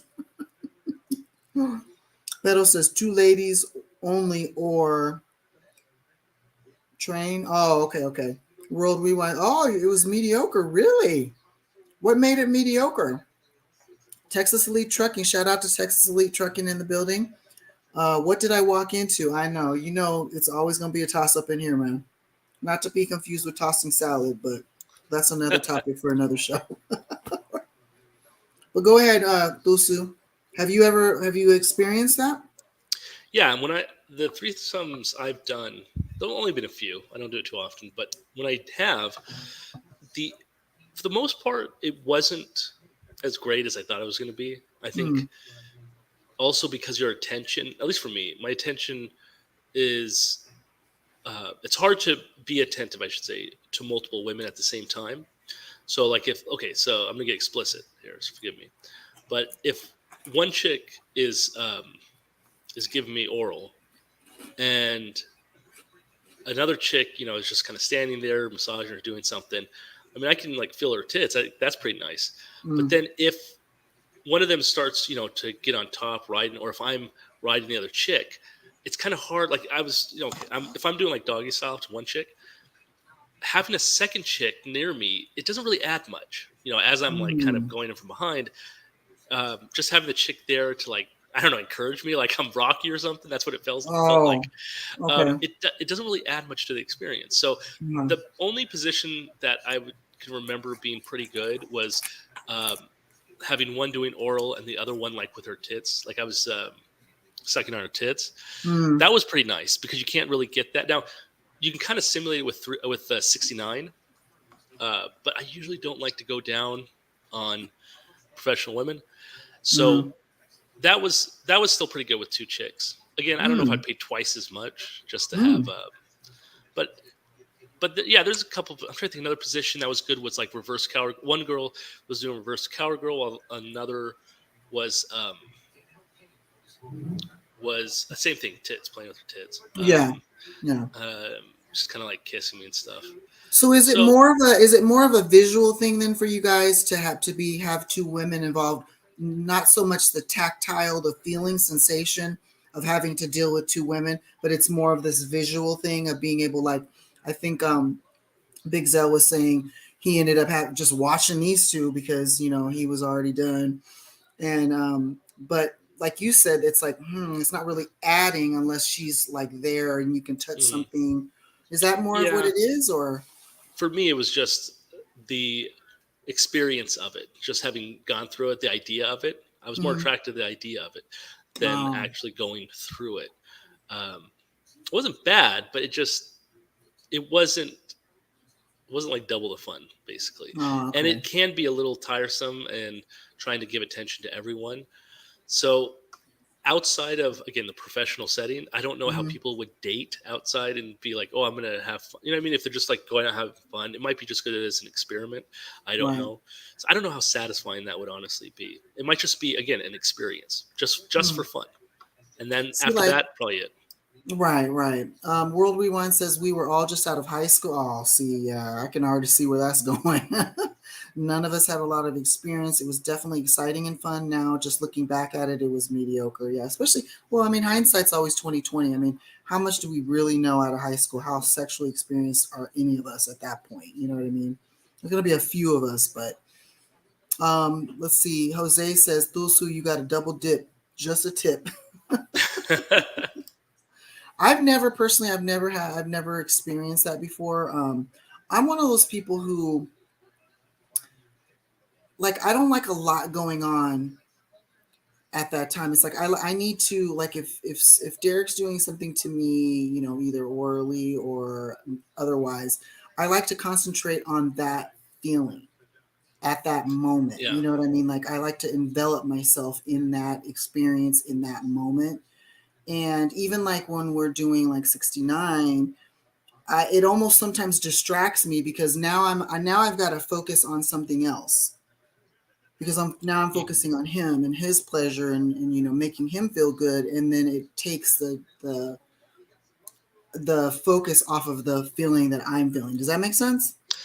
Yeah, and I think that's why the threesome scene is probably more effective with multiple men than multiple women because the Hmm. woman can simply receive from Right, multiple men, while a man can't really, or multiple women cannot be received by one man, if right, that makes sense. So that's right. why it makes more sense to have multiple men with a single woman than the other way around. Hmm. But again, men, if they're like me, probably don't prefer to be around other men, ideally, in real Right, life.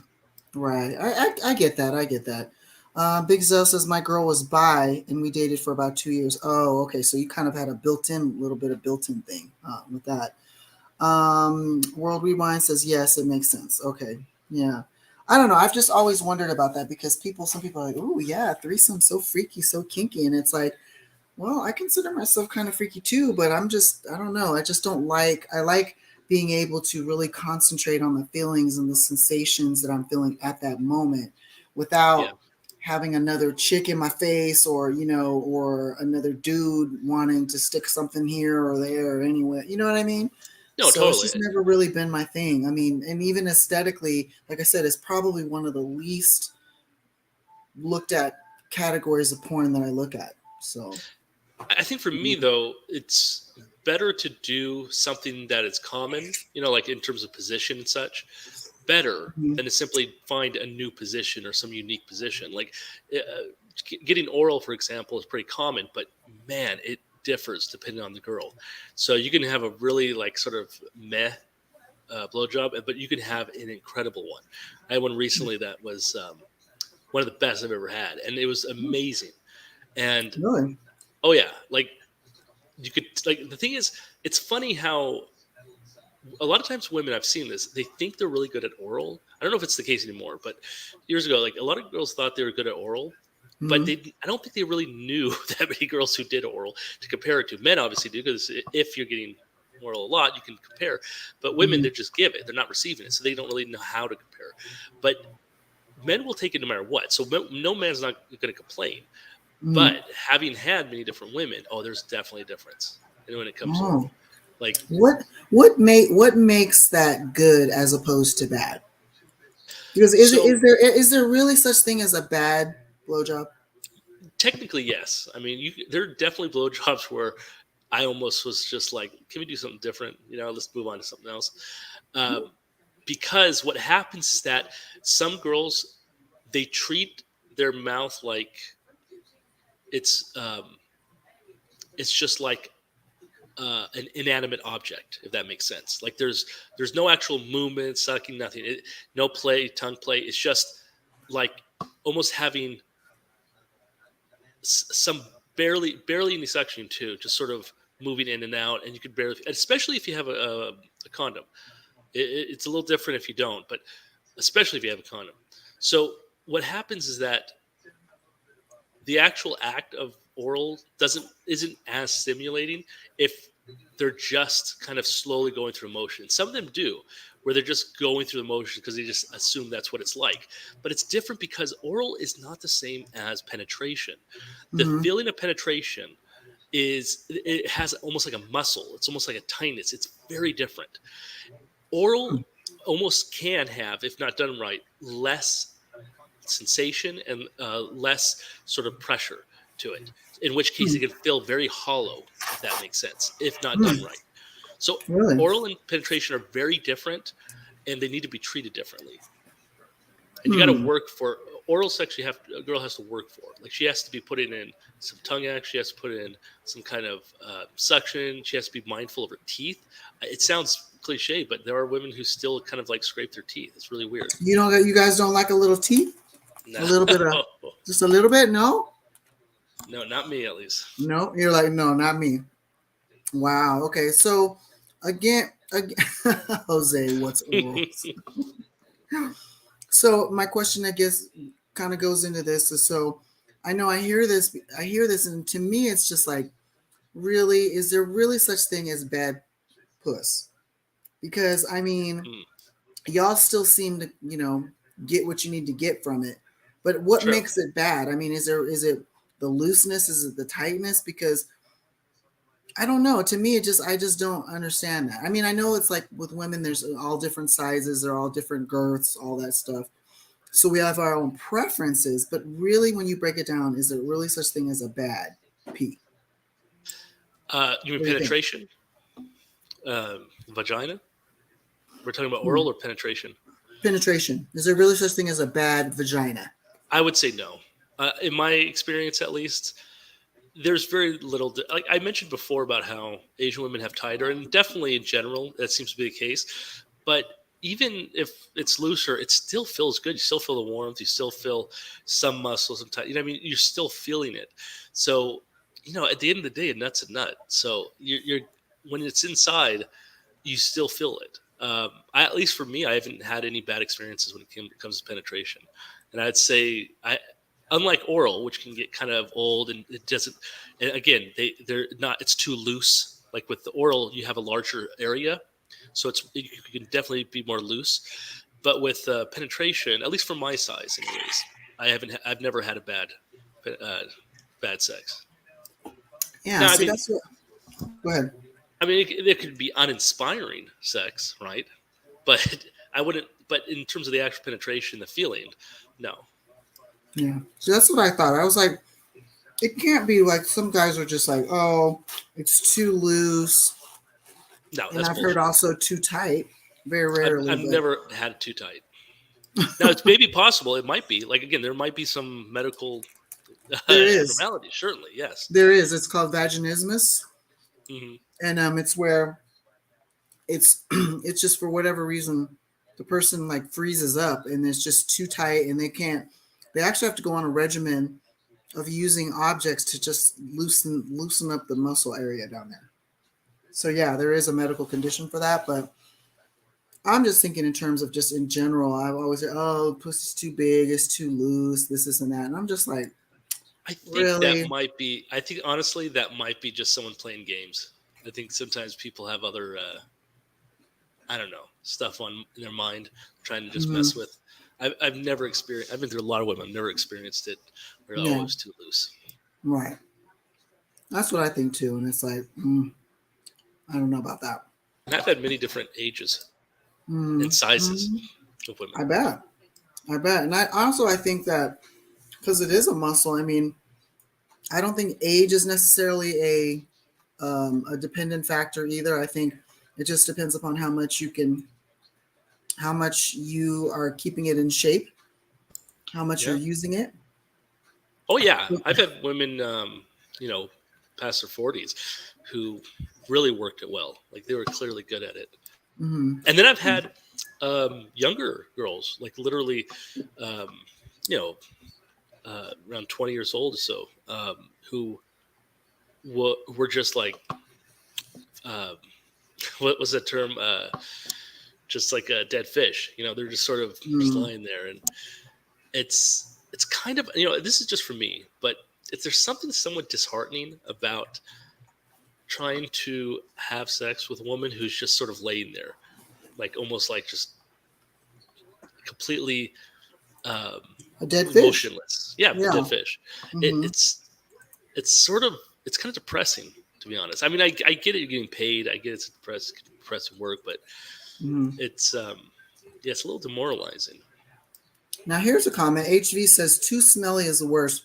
And a couple weeks ago, I remember it was trending like on Instagram where the fellas basically were saying, telling women, stop like using all the Bath and Body Works, stop all putting all the fragrant stuff down there because they're saying that they want to smell that natural body smell. I used the term musk, like that musky scent that your privates have after you've kind of you're showered, you're clean, you haven't had to use the restroom or anything, but you can kind of been sitting there for a couple hours, so you're not sweating profusely or anything, but it's just like a natural scent. And overwhelmingly, all these men, like I said, would comment and they'd be like, yeah, that's the scent that turns us on. We don't want to taste Ivory soap. We don't want to taste bad. We don't want to smell peaches and cream from Bath and Body Works. We want to smell you. Is that true? Or because to me, I'm so conscious about that stuff, especially in the summertime because I live in Arizona. We're Yeah. sweating and I sweat profusely in the wrong areas, which tends to be my Mhm. face, which I don't want to sweat there, or the nether regions. It's Well, just if you those are where some people sweat more on their underarms. Some people sweat mhm, their upper lip. I sweat on my upper lip too, but or under their um, breasts, under the breast, yeah, the same. I've had that. It's I've just. seen that. But is that true? Y'all want to? And so all that to say, I'm always, trying to put stuff that's going to keep me dry, and I'm always washing with my, Mm. Dove and all that good stuff because I want to smell good. And when I move and when I sit down and when I get up, I don't want no funk. I don't want anybody smelling, saying anything about me. But the men, I mean, even Derek has said that before. He's just like, I don't want to taste Ivory soap. I want to just taste your skin, just regular. So is that true? Well, I Anybody, think all the rest of the guys, you guys chime in on that too. Go ahead. yeah, I think my perspective might be a little unique because when I'm from what I'm looking at it from perspective of like the professional scene and such as strip clubs and such. So in those scenes, I don't want any smell. I want completely clean. I want because I've had experiences with women who are sweating and it was not enjoyable, especially if they have huge tits and they've been sweating. Oh my goodness, it's just like, girl, That sour I can't do smell. this. Oh, I can't do this. That's like the worst. And I mean, I love big tits, but damn, when it's like sweaty underneath, no, nah. Yeah. No, I would rather have it completely clean. Now, if you're in a relationship with a woman and yeah, you're coming out of shower, that's probably different. You know, you're probably Mhm. maybe more. But I'm not a big oral guy. I don't give oral to professionals. So, and I haven't given oral to women for a long time. So it's like I'm not into that. If you are, maybe so. But in general, for me personally, I don't like odors. I like to have clean. I like the stereotypical heavy, almost like fruity smell of the strip club, which they spray on everything. I'd rather have that than any body odor because The body odor. Yeah. it gets bad. Like if you want to know about sweat, go to a strip club because man, they sweat a lot because they work a lot, especially late at night when it's like 2 or 3 in the morning, and they've gone through a lot of dances. Mm-hmm. Got it. But Okay. they're usually pretty good for the most part. It's Yeah. not common. Most women freshen up, and like what'll happen is after they get out of like I say, a VIP or a dance, they'll go freshen up. Like I've seen girls who I wanted to get VIP with. They'll just have come out of another VIP or lap dance, and they'll go freshen up before taking Oh, me in. okay. So Right. maybe like 10, 15 minutes, they'll go clean up and stuff. So a Right, lot of right. them, if they're good, they will clean up and make sure they're presentable for later. I see. If they're Yeah. not, they'll go from just one another.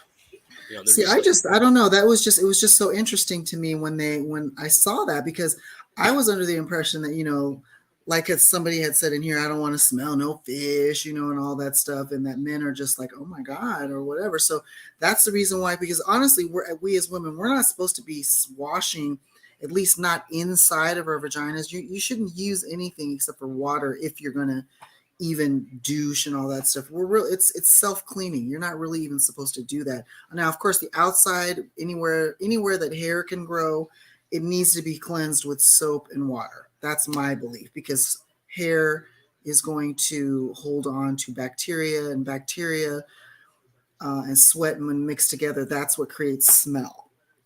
So you need to bathe, you know what I'm saying? But yeah, these men were just like, we want to smell, we want that smell, that nah, musky, I don't buy that. beautiful, smell, the essence of the woman. I'm just like, damn, okay. Hey, to each their own. There might be some who do, but not That's me. true. Definitely. I mean, everybody has their own thing. So, I mean, I guess it could be more personalized, but it was just, like I said, for like a straight 2 weeks, all these men were chiming in on these TikToks and stuff, talking about, nah, don't overdo it. I guess maybe that's what it was. Just don't overdo it. Yeah, be careful though with like those TikTok stuff. People kind of exaggerate and say things that maybe just get attention. Who knows? It's hard to do like an actual statistical test or like a survey, right? When it just comes to something like a TikTok, whatever. But Right. I personally think that men somewhat differ in what they like, and a lot of it can be based on their own experiences and what has aroused them when they were younger or what they were exposed to. So yeah, I mean, there might be men who do, definitely. Right. Like even if 90% of guys thought a certain way, there's still that other 10%. True. That's true. There's always, no matter what it is, there's always somebody who likes everything. Exactly. Yeah. You know what I mean? There's always going to be somebody who likes whatever it is, whatever we're talking about, Let's see here. Jose says a little tang ain't bad. World Rewind says the woman I'm dating loves those Bath and Body sprays. I don't mind it too much. I do too. I'm a junkie for that stuff. I have to literally like ban myself from buying things until I use some of my back stash up, because I just easily go in there and $100 a pop each visit, because it's just, I love it. It just smells so good. And I love the lotion. I'm constantly, because I wash my hands all the time, I'm always putting lotion on. Yeah, one with lotion is really nice. Yeah. Big Zell says the stench is the early warning system. Now, okay. Now, if she's constantly having a very, very bad smell, that means there could be something wrong. Got to be able to differentiate between just that normal smell as opposed to, yeah, there might be something wrong, along with a weird discharge. I hate saying that, but yeah. Oh my goodness. Yeah, well, this has been interesting, you guys. Seriously, I learn a lot from the general opinions of you men. I really do.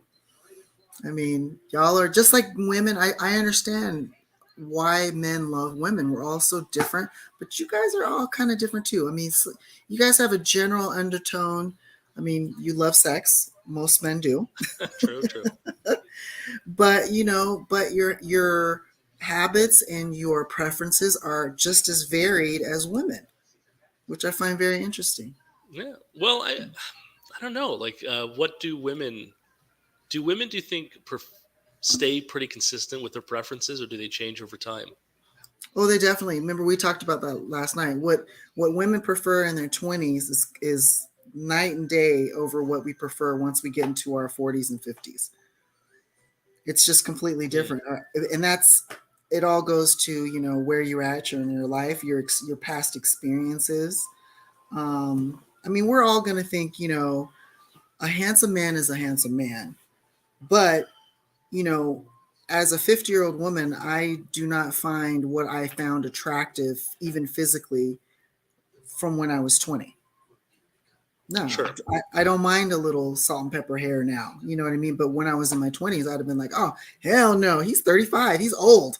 You know what I mean?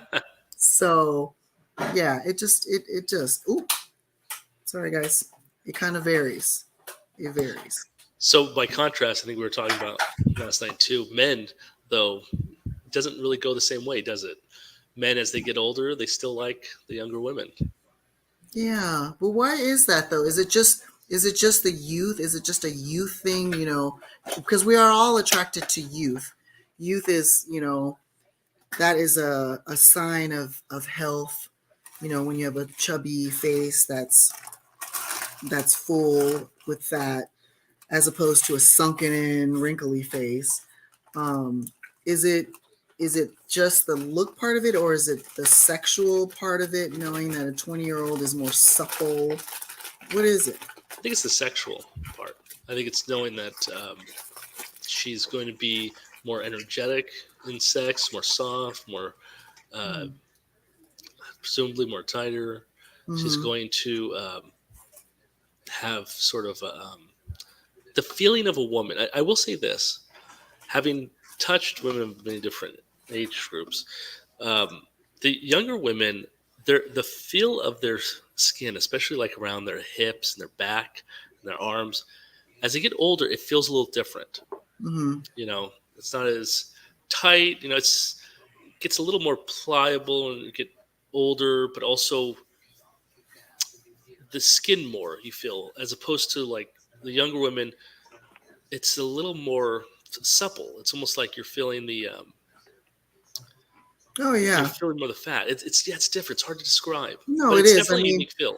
no, well, it is. I mean, that's a fact. I mean, I wish I still had the hands of my youth now because I put on so much sanitizer. I mean, they're more, more gnarly than they were when I was in my 20s, obviously, and your skin is just more supple, when you're younger. But Yeah. I didn't know those type of things actually really mattered in the end game. But Well, when you're having sex with, well, especially like, let's say, like, okay, so let's say you're sitting back. I'm trying to think of an example. Let's say you're doing a strip club, right? And you're sitting back, and she's grinding you, and she's like leans back. You can kind of, as you feel the body, as she's leaning back, she's kind of pressing her hips into your crotch. You, the feeling of that skin and fat as it presses in feels different than older women. An older woman, it kind of is a little more pliable and sort of like as the skin slightly it hangs more. But with the um, younger woman, it's almost a bit more firm, like fit, and just tighter. tighter. And what happens is that it feels okay. So when you're having sex, like let's say you go straight into like a reverse cowgirl position, like that feeling of her like her ass or her rear as it's going up against, your crotch, it has a different feeling sensation. It's a little harder and it's more arousing. And so, and also, like I mentioned, the energy of sort of bouncing up as well, it has a different pushback. And so I know it sounds almost clinical, but yeah, it feels slightly different and just feels a little tighter. Mhm. And yeah, I could tell I tend to get a little more aroused more quickly with younger chicks. Okay, interesting. But this is all purely physical, mind you. Like when you have a relationship with someone over the years, that adds a completely different dimension to the relationship. So as someone like me who's just going in purely for the physical, aesthetic, and sexual experience, my criteria, those elements that are going to affect my experience, it's going to be different, unique than, say, a relationship. Mm-hmm. Okay, that's interesting. Very interesting. Wow. Anybody else want to chime in on that? It's like, younger women, older women. Do you have a preference? And why is that? Is it because of the skin? Is it because of experience? Is it, or does it purely matter about where? It just matters where you're at in what you're feeling for that moment. What say you? Anybody? Anybody else want to chime in on it? And give everybody a second. I know it's kind of delayed on my end anyway. But yeah, that night that we had the strip-a-thon out here, it was, I don't know. I kind of felt bad for the girls because there was a lot of them. Oh my gosh, they definitely outnumbered the fellas. And Wow. yeah, it was kind of sad. But I think maybe it had to do with because there were so many events out in Arizona at that time for the Super Bowl. And it's a competition to get the word out about your event. Because I'm sure many more people would have came had they known about it, because I didn't even know about it until the very end. I mean, getting closer to the actual event itself. So, Wait, so were they just promoting a club, or were they promoting themselves? no, it was actually promoted as the strip-a-thon, the Super Bowl weekend strip-a-thon.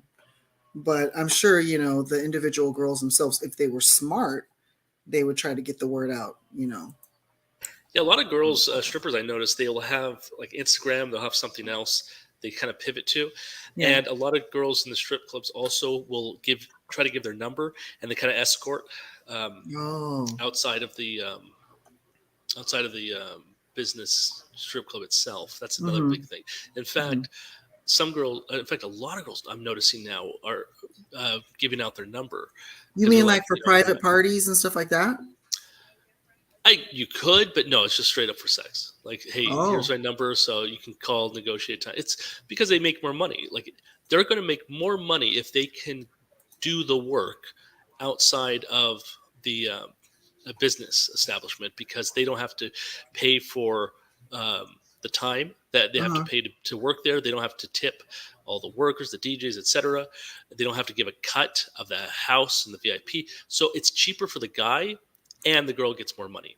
Oh, I see. But Right. it is riskier. It's riskier for both the guy, because you could be giving away your location, or you might be going to a place you don't know and get robbed. And it's risky for the girl, because the girl doesn't know what she's getting into. She doesn't have Right. protection. She doesn't have security. She could get killed too. You never know. So. Sure, which is why some of them have like sort of like pimps in a way, or they might have someone they know who So it goes both ways though. Like, they could be trying to screw. Chances are she's probably not going to screw someone over, especially if she's been there a while, and she's going to a strip club. Chances are she's not going to like fleece you, but it's still a risk. Right. Absolutely. Let's see here. Why is why? Shout out to Why is why in the building. He says, I don't have a preference. I hit cougars on down as long as she's of age. And also, he says, I like all women, all shapes and sizes and complexions. You are an equal opportunity dater, and I am not mad at that. And it brings up a good point about as long as she's of age. This is why I do not frequent like the Blade and things like that, and lot lizards, stuff like that, because you don't know their situation, who's their pimp. You don't know about their age as well. I mean, with a business like whether it be a massage parlor, whether it be a strip club, they at least have to wear it wet. We're looking at some older footage of the strip club out here. It says bonus live chat footage when Derek was talking to one of the dancers out there. Shout out to Urban AZ, man, for making sure y'all take care of the ladies. Acting up in the club when you find them locked up. Oh, that's not the manager, the puppy. Manager. I don't remember this young lady's name. Tracy. Yo, Rudy Trey. says, love you, mama. Oh yeah, I remember her. Yeah? Uh-huh. Yeah, from Vault. I think I remember her. I don't remember her. Right. You Okay. gotta work in the strip club because it's easy money and I want to be here. The first thing we tell our dancers when they come here, if you in here for 10 years, you was in here too long. Every dancer With 2 S's at the end. Y'all got that? Check it out. I'll try to remember it and put it in this. Oh, Derek's moving forward. Man, I missed the All Black strip clubs. I haven't been to one for a while, actually. Really? I love them. Oh, I love Aw. the All Black strip clubs. Are some of the best. I think the last one I went to, I think, was in either Houston or it might have been LA. Uh-huh. It was like a few years ago, and Oh, man. yeah, they are so much fun. They're different. To me, I mean, all the black strip clubs I've ever been to have been more like clubs. The tabooness amongst women, it's no more. It's literally like going to a club. Oh man, it's crazy. I remember going to one where it was almost like a dive bar, you know, with like pool tables and stuff, and it was such an awesome experience. The girls there were down for like everything. It was they had oh man, there's this chick with like huge tits and ass, and she was like really almost a BBW, you know, but still with enough sort of curve to like where it was really fun. Anyways, man, she gave such great lap dance, and Wow. she was really energetic when it came to sex. She So aimed fun. to please. She aimed to please. Oh yeah, she did, and they're far more aggressive too, from my Yeah. experiences. Yeah.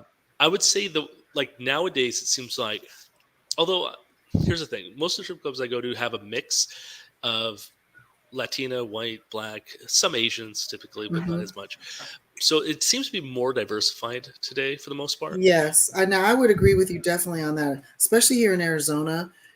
Even the black clubs tend to be a little bit more diverse than what you would be normally seeing. Oh, thank you. Doing a little adjustment here. Derek, You're you can pulling see it that. down. I know, but you can see. Okay. Doing a little technical difficulties there. Anyways, like out here, even in the black quote unquote strip clubs, you're still gonna have a few of the white girls. Definitely Hispanic girls will be out there. Believe it or not, a couple Asians in there too, which Yeah, for a it's long funny, isn't time it? was never ever you'd see an Asian girl eat in the black strip club. But now, definitely in the mix. Yeah, the Asians aren't too bad too, but not my preference personally. Like if I want Asian, I'll just go to massage. Massage. Yeah. Honestly, I'm going to be honest. The Asian strip or Asian massage parlors, those of whom actually come from Asia, like basically first generation, right? Like that's where Usually- they're born, raised. Exactly. All They of that. speak Mhm. Mandarin or they speak Thai, Yeah. whatever they come from. Those women are some of the like most pleasing. I know it sounds so stereotypical, but they have some of the best like kind of girlfriend experiences, and they are the most willing to please. It's I like a bet. different culture. It's a different mindset. It is. I think it is definitely. It's And more of an it's- old world mindset in terms of, well, Yeah. this is the man. The man's going to want certain things, Yep. and these are the certain things that they're going to expect from you in the bedroom. So these are the certain things that you're going to do. And it's not as if they're like ignorant or they're No. weak or anything. It's very No, no, different. no. This is what a lot of people need to understand. That type of behavior, that sort of accommodation, Mhm. that's much more of a cultural thing than say like an internalized character thing. Like they are not weak people. They're not like subservient. but they agree. recognize the service they provide. Now you contrast that with, like, I've had, for example, Latina massage parlors where they may not be as accommodating. They're kind of more just matter of fact and just going through motions. And that's more of a cultural thing. They're just Mhm. doing it and getting by. So when you contrast that with the experiences in other cultures, it's like night and day. And that's why massage parlors, even though they may not be as popular in terms of physical appearance, like breast size and hips and BBLs and stuff, because they tend to be mostly petite, but the Mhm. still experience is some of the best. Mhm. Like, in Well, you're terms of getting actually exactly grabbing. what you want. Yeah, they That's what I recognize would that. think. You're getting exactly what you want, maybe even then some. You know what I mean? So, Yeah, they seem to take pride in their service. Like, they do well. Like, they're, hey, like, look, I can do this, and they get paid for it, obviously, right. but it's a fantasy, and so you're Mm, paying for that fantasy, right. and I really appreciate that. I think that's awesome experience, and I always love it, when a girl's willing to do that, to go that extra step to provide Mm. service in a way that fulfills that fantasy. And it helps them because it gets the man to usually come back. It makes them regulars. Oh yeah, yeah, for And, sure. and a I would lot of agree with these that too. a lot of these girls, it's hard to find them. Like, I've had some that, man, they're really good. I want to find where they get them again sometime, right? But they change. Like, they might only be for a few weeks or month at a particular spot, and then they move to another location. They move them around. They have like a Hmm. circuit. Hmm. I've heard of that. I've heard that as well. It's almost like nail salons. There's no like they'll move. You once you think you found somebody Hmm. really good, you keep going to them consistently for a month or 2 months, and then the next thing you know, you go in for your regular service and they're gone. Yeah, Oh that's yeah, she's not exactly here what it's like. anymore. Now So, you can get their information sometimes, right? And you can kind of see where they're at right, if you really like them. right. But sometimes they don't want to, Yeah, let that it other go. piece So of the peel. Yeah. Yeah, I agree. I gotta grab something real quick, you guys. I Keep know. going. Keep talking.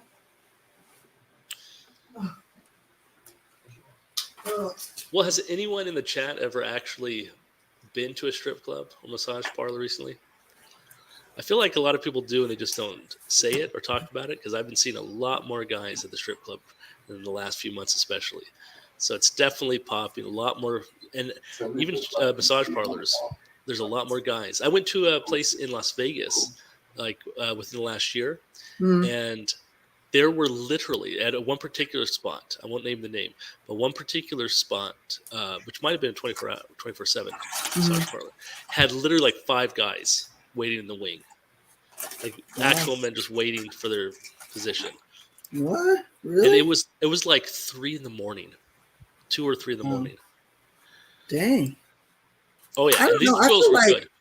I don't know. I still think, even though it's getting more normalized, I still feel like people feel like if they admit they go to the strip club, they think they're going to get ostracized. Maybe not so Yeah, much in true. cities, not so much in cities like Atlanta or Houston, but like Phoenix, even, if you just, oh, I'm going to the strip. Oh, sorry. If I'm going to the strip club or I'm a regular at the strip club, people think that it's just like a shameful thing. It's really not, because like I said, to me, when I go, it's like literally like a club. You sometimes almost the women that are in there attending as patrons outnumber the men.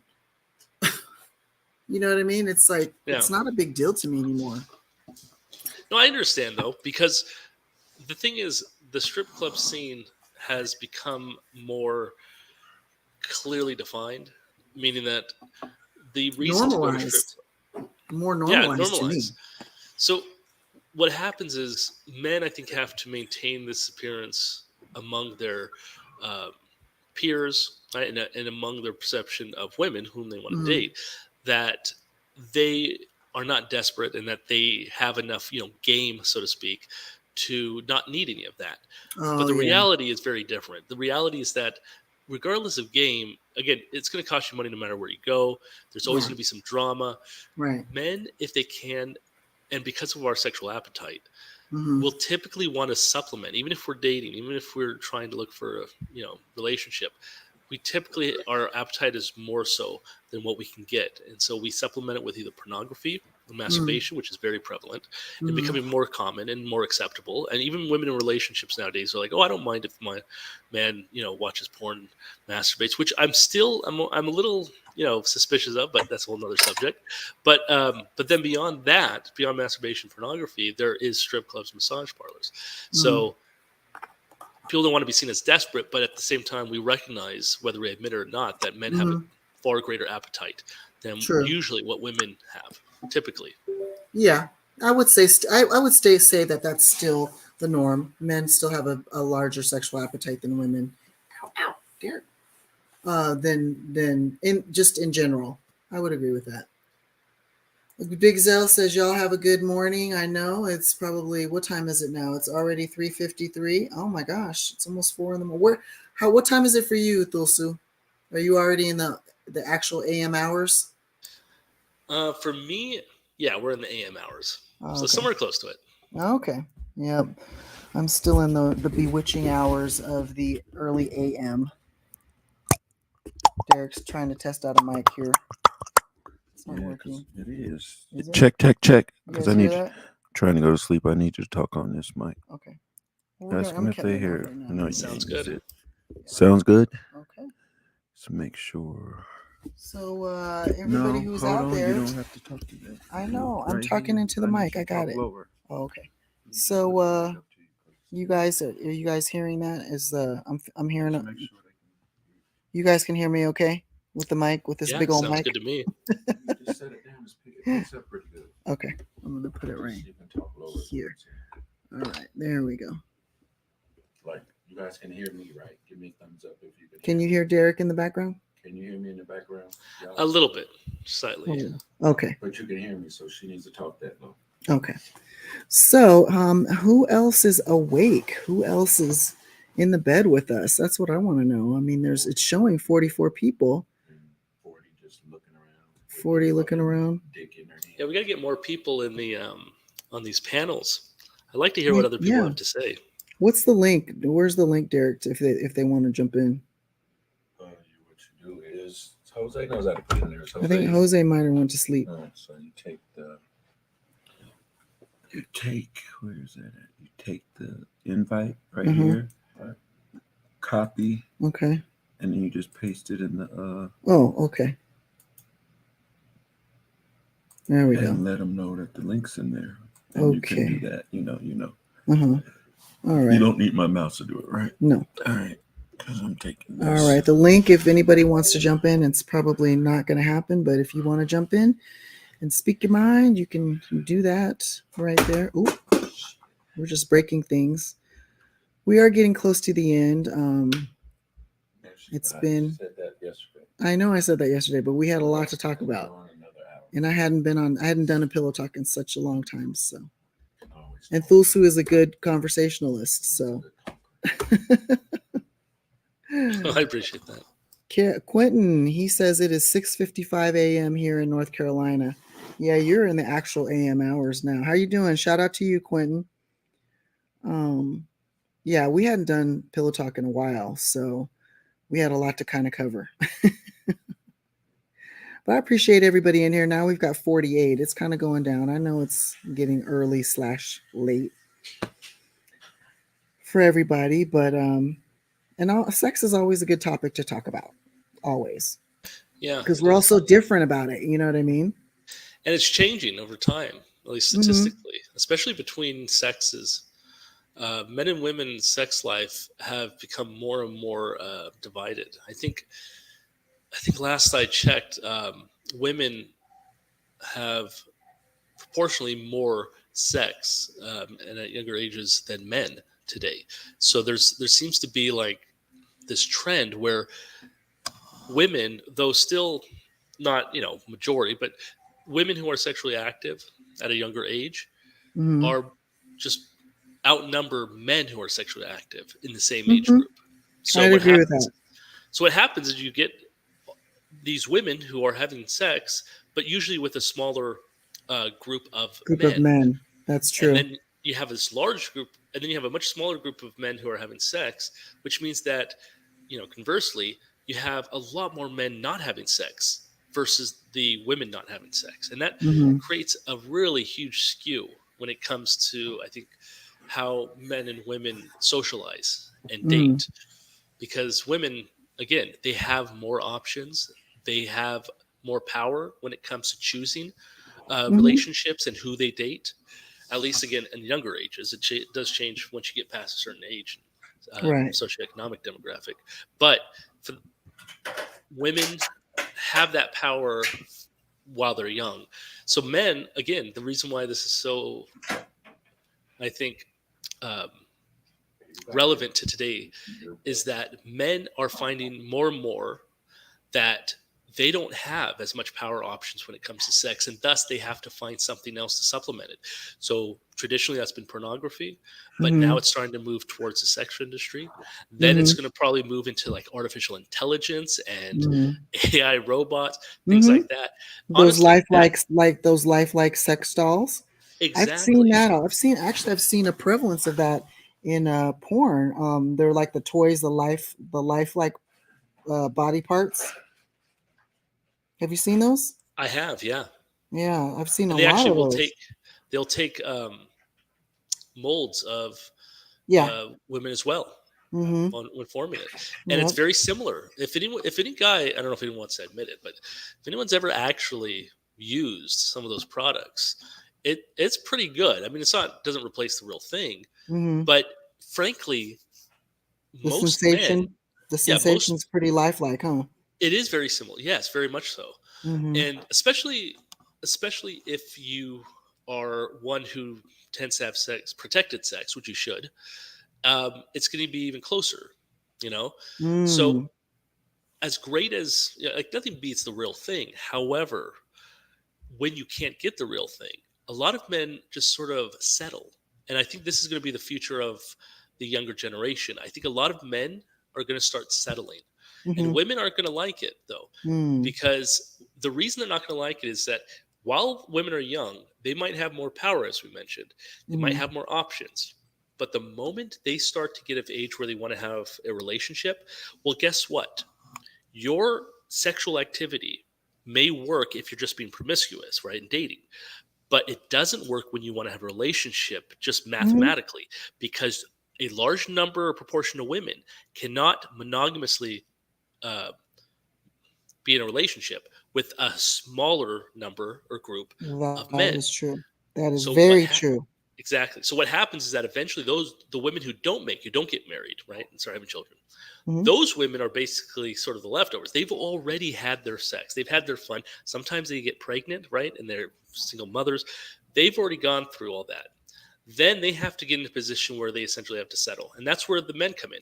The men, and this is where I think we have to be careful about where we're heading, because if the men have then not developed relationships, because the women are off going with top 10% of men or whatever, and they've developed more of a dependency or just a settling of other supplements like pornography and those tools and toys and such, then what happens is a lot of guys genuinely, and this goes back to again what we said about how much people are willing to sacrifice to save money in a poor economy. Some people are Mm-hmm. willing to sacrifice relationships, save Yeah. money, not have kids, and just Yep. live comfortably. That is true. And that is what I'm afraid may become the trend in the future, where guys, too many guys are going to want to hold off, and that's going to hurt women because, like I Mm-hmm. mentioned, not there's not an equal proportion of women who want to get married with children compared to men who want to get married with children, and that's the biggest fear. Is that Mm-hmm. if that disproportionality remains past their 30s, for example, it's almost impossible for women to have children and get That's married. okay. Yeah, no, I always when they say that there's a saying that says women or choose or decide who they want to have sex with, but who men are the ones who decide when it's time for a relationship or to be married. And Yeah, I tend to exactly. agree with that. Because a Exactly. woman can go out there, even the most hurt, busted up woman can just step outside of her house, of her door, and say, I would like to have sex right this moment. Some dude, no matter how busted up he is going to step up to the plate and say, hey, I can take care of that for you. But Yeah, if she comes exactly. outside, if she comes outside and says, but if a man were to do that, he'd be looked at like he was crazy and potentially the police would be called. Right. Yeah, no, that's exactly right. And But it's fun. the woman, but then the woman steps outside and says, okay, today, right now, I would like to get married. And that's all she says. And she looks a mess. Ain't nobody stepping to her. That's right. Right. No, that's right. Exactly. And Yeah. it's funny. I don't know if you're familiar at all with Kevin Samuels. Mm-hmm. But, Yes. okay. He does a lot of dating advice, a little bit of a divisive figure, perhaps, but I think Mm-hmm. he's really interesting. Rest And he in gives some peace, by really, the way. yep, he did pass Mm-hmm. away recently. But he gave some really great advice and insight and statistics, really no nonsense and really non-judgmental. I know that there's a lot of videos of him sort of like debating with women, but you can tell that he's trying to he's taking it from the approach where he's trying to wake people up. Like, look, here's the Yeah. reality. Here's Yeah. what's going on. And a lot Yep. of women are delusional. They are. No, they are. They absolutely are. And I'm not saying that just because I am a married woman and I've been in a relationship for a long time and I got married pretty young. I was 26, I believe. So I've been married for a long time, but a lot of women, especially, and I start to find this as they're getting younger and younger, they are delusional about what it takes to even get a man, B, keep a man, and C, what is encompassed in what men want. Yeah. Because it's I think the problem with Kevin Samuels was his approach, because he was very straightforward when it came to like height and weight. Those type of things, where those are very, to me, they're very objective. They're not.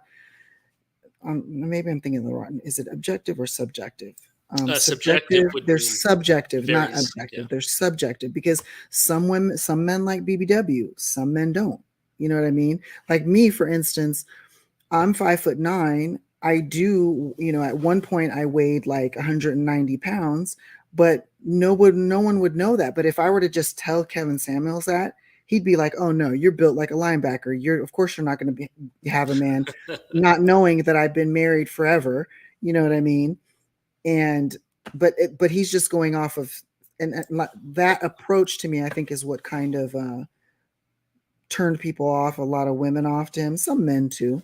Well, he's going off of But statistics, yeah, and There's you're always also anomalies. he was also going off of the old your body fat ratio chart, which those charts are so outdated. Everybody in the medical field agrees that they need to revamp that. And again, it's subjective. It's what people like. Now, overweight is overweight. Now, if you see somebody that's, fat and sloppy, like on my 600 pounds, there's no denying that that's overweight. I mean, you can call it what you want, but really that is overweight, right? So that I can understand. But again, somebody like me, who I'm tall, I can hide my weight. You'd never know unless I would tell you that I was weighing 190 pounds at that time. You wouldn't know. You would just think I was a thicker, tall chick. You know what I'm saying? Mm-hmm. Desert Girl would like to know if you've ever been married before. I have not. No. Okay. And, I'm not sure why she asked you that, but maybe she will clarify. I don't know. Well, it's funny though, because even though I've never been married, I'm at the age now and place in my life where, and I think I mentioned this previously, that my options for marriage are so much more than they were when I was younger. Like, the tables have switched. Mm-hmm. Once you reach a certain age and have certain financial stability and education, etc., the ability to get married increases dramatically. So what's funny is that men, when they're younger, want to be in relationships, right? Want to seek out, and they don't have the power, right? Women have it. So it's tough for them. But what's funny is that when they get to a point in their life when the power starts to flip, like where I'm at, where, okay, now I do have a little more leverage, right? I have a little more, ammunition to seek a relationship, seek out marriage. But you know what I'm realizing is I don't really have as much desire now. So now men who, when they're younger, have the desire to get married and get in relationships, while older men, once they reach that stability, all of a sudden it's like, hold on, wait, why am I rush you. Maybe I like where I'm at. Maybe I like what I'm doing. Mhm. So as a man, thinking about marriage, I find myself um, not as interested in marriage as I used to be when I was younger, even though I have more prospects today. Yeah, I think that people in general across the board are not as interested in marriage as as they used to be. And I think, like we were talking about last night, was that it stems from economic, the state of relationships and marriage these days. I mean, it's just all of it. Do you think women, though, younger women, do you think they're holding out on like that unicorn, like the perfect man in terms of looks and money and all that stuff? Do you think their expectations are too high? I've seen videos even recently Yeah. where women sort of lay out what they want in a man. These are younger Hmm. women, even some are in the 30s, and they'll kind of lay out what their ideal man is, what type of not even just saying what their money is, but rather what they expect in a relationship, whether it be a house, car, children, etc., Hmm. and also whether they want to contribute, right, or need to contribute. And a lot of women today uh, admit that they don't want to have to contribute, right? They like Yeah. to. They like to. Oh, I want to have my job if I can, but they want the ability to not have a job should they not want it. So they want Hmm. the freedom of not having to work. Right. Men don't have that luxury, obviously. No. No No. man, And no woman's gonna be like, man, if man wants to I'll work, take care whatever. of you. Yeah. No, that's Exactly. that's definitely not the norm, anyways. And then if the man's not working, he's oh, you're a bum. Exactly. Yeah. But once they do the math and they kind of confront these women as to what it would take financially for a man, what income a man would need to be at, and then when it's funny is this is where I think both Kevin Samuels and other people have actually taken statistics to show the average income, especially and this sort of also plays in. I think we mentioned this before about racial preference, like how most Black women are the highest demographic to have a racial preference of their own Hmm. race. Yeah. One of the things that you notice is that when you look at the average income, especially at a certain age, it's so much lower than women realize. It's as low as like 40,000, 50,000, even into their Yeah. Yeah. 30s.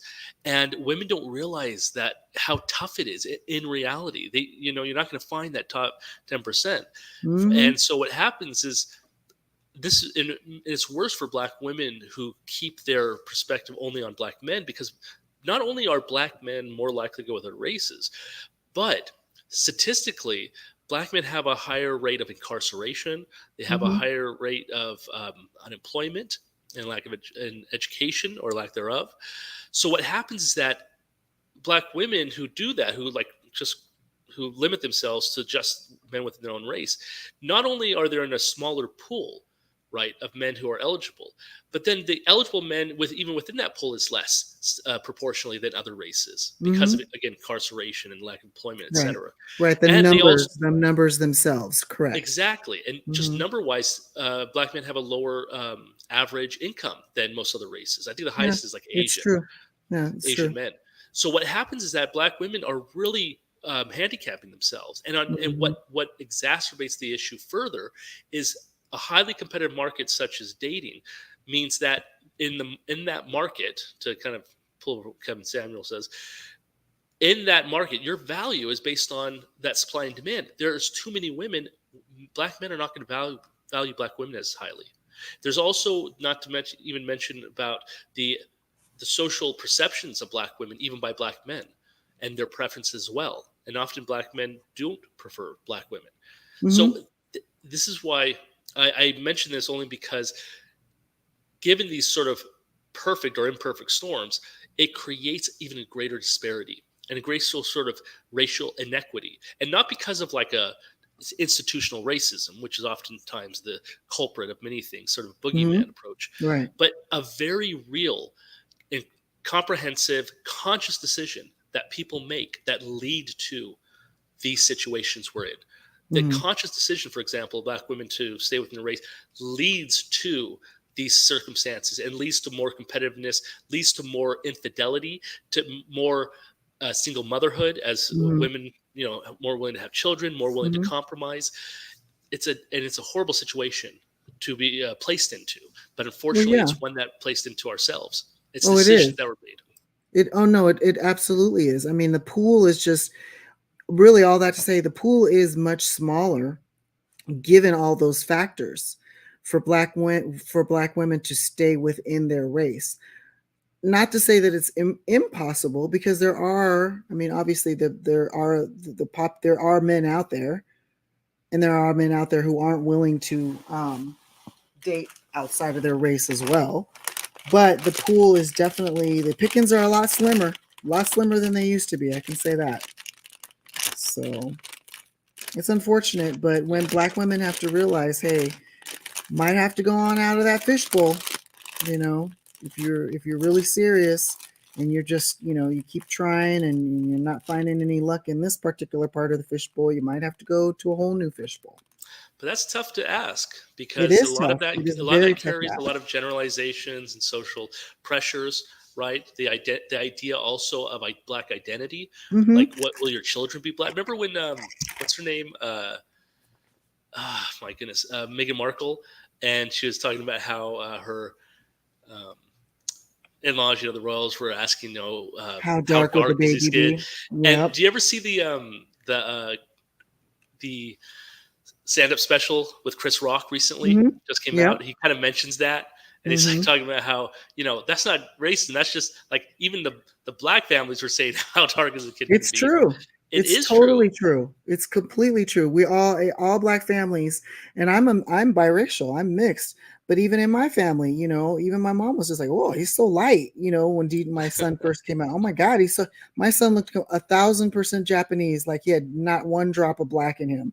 But if you look behind his ears, you could see the melanin back there. You could see like on the top of his rear end. So that was just kind of like everybody was like, "Oh, okay, he's gonna darken up." So it's true. It's totally true. Yeah. So So yeah, there's a lot of other things that have to happen before there's a change that big in terms of like dating and stuff. There's mhm, so many pressures. It's tough. right. A It lot of is. people have to, they have to deal with pressure from many different places. Mm-hmm. Yeah, Absolutely. race sucks. Honestly, It the does. I concept of know. race, I absolutely hate. I know it's probably controversial, but I don't like the concept of race. I think we perpetuate it so much, for whether well intentioned or not. We perpetuate this notion of race and this idea that it's actually meaningful and means something, but it's I don't know. I don't I know. feel like I it's like self I personally I like the idea and the physical differences between races. I love it. I think because if we were all the same looking and we were all the same shade, it would just be incredibly boring to me. However, I don't like when race starts to trickle into the thoughts of intelligence. I don't like when it trickles into thoughts of superiority. That's what I don't like about race. I don't like um, when it starts to blur those lines. But race in and of itself, ethnicity in and of itself, I think is beautiful, because, like I said, the world would be incredibly boring if we all looked the same. You know, See, so I might disagree a little with that, only because I think the differences that you mentioned, like ethnicity, um, to me, those are all skin deep. They are superfluous. mhm. I see more diversity among people of the same race than I've seen among people of different races. I've seen people who act the same way, just kind of draw on the same stereotypes and social norms in terms of way of speaking and mannerisms as different races, right? Mhm. But I've seen people of the same race, same ethnicity, who are completely different from one another. They Of exude course, completely different temperaments, of course, personality traits, etc. of Even like, course. for example, like Europe, when you think about Caucasian as a race, well, even the European landscape, not including North Africa, which is technically Caucasian, or even West Asia, which is historically considered Caucasian, but even Mhm. just the European landscape, you Mhm. look at the diversity between both religion, food, etc., between Southern Europe, Western Europe, Eastern Europe, Northern Europe.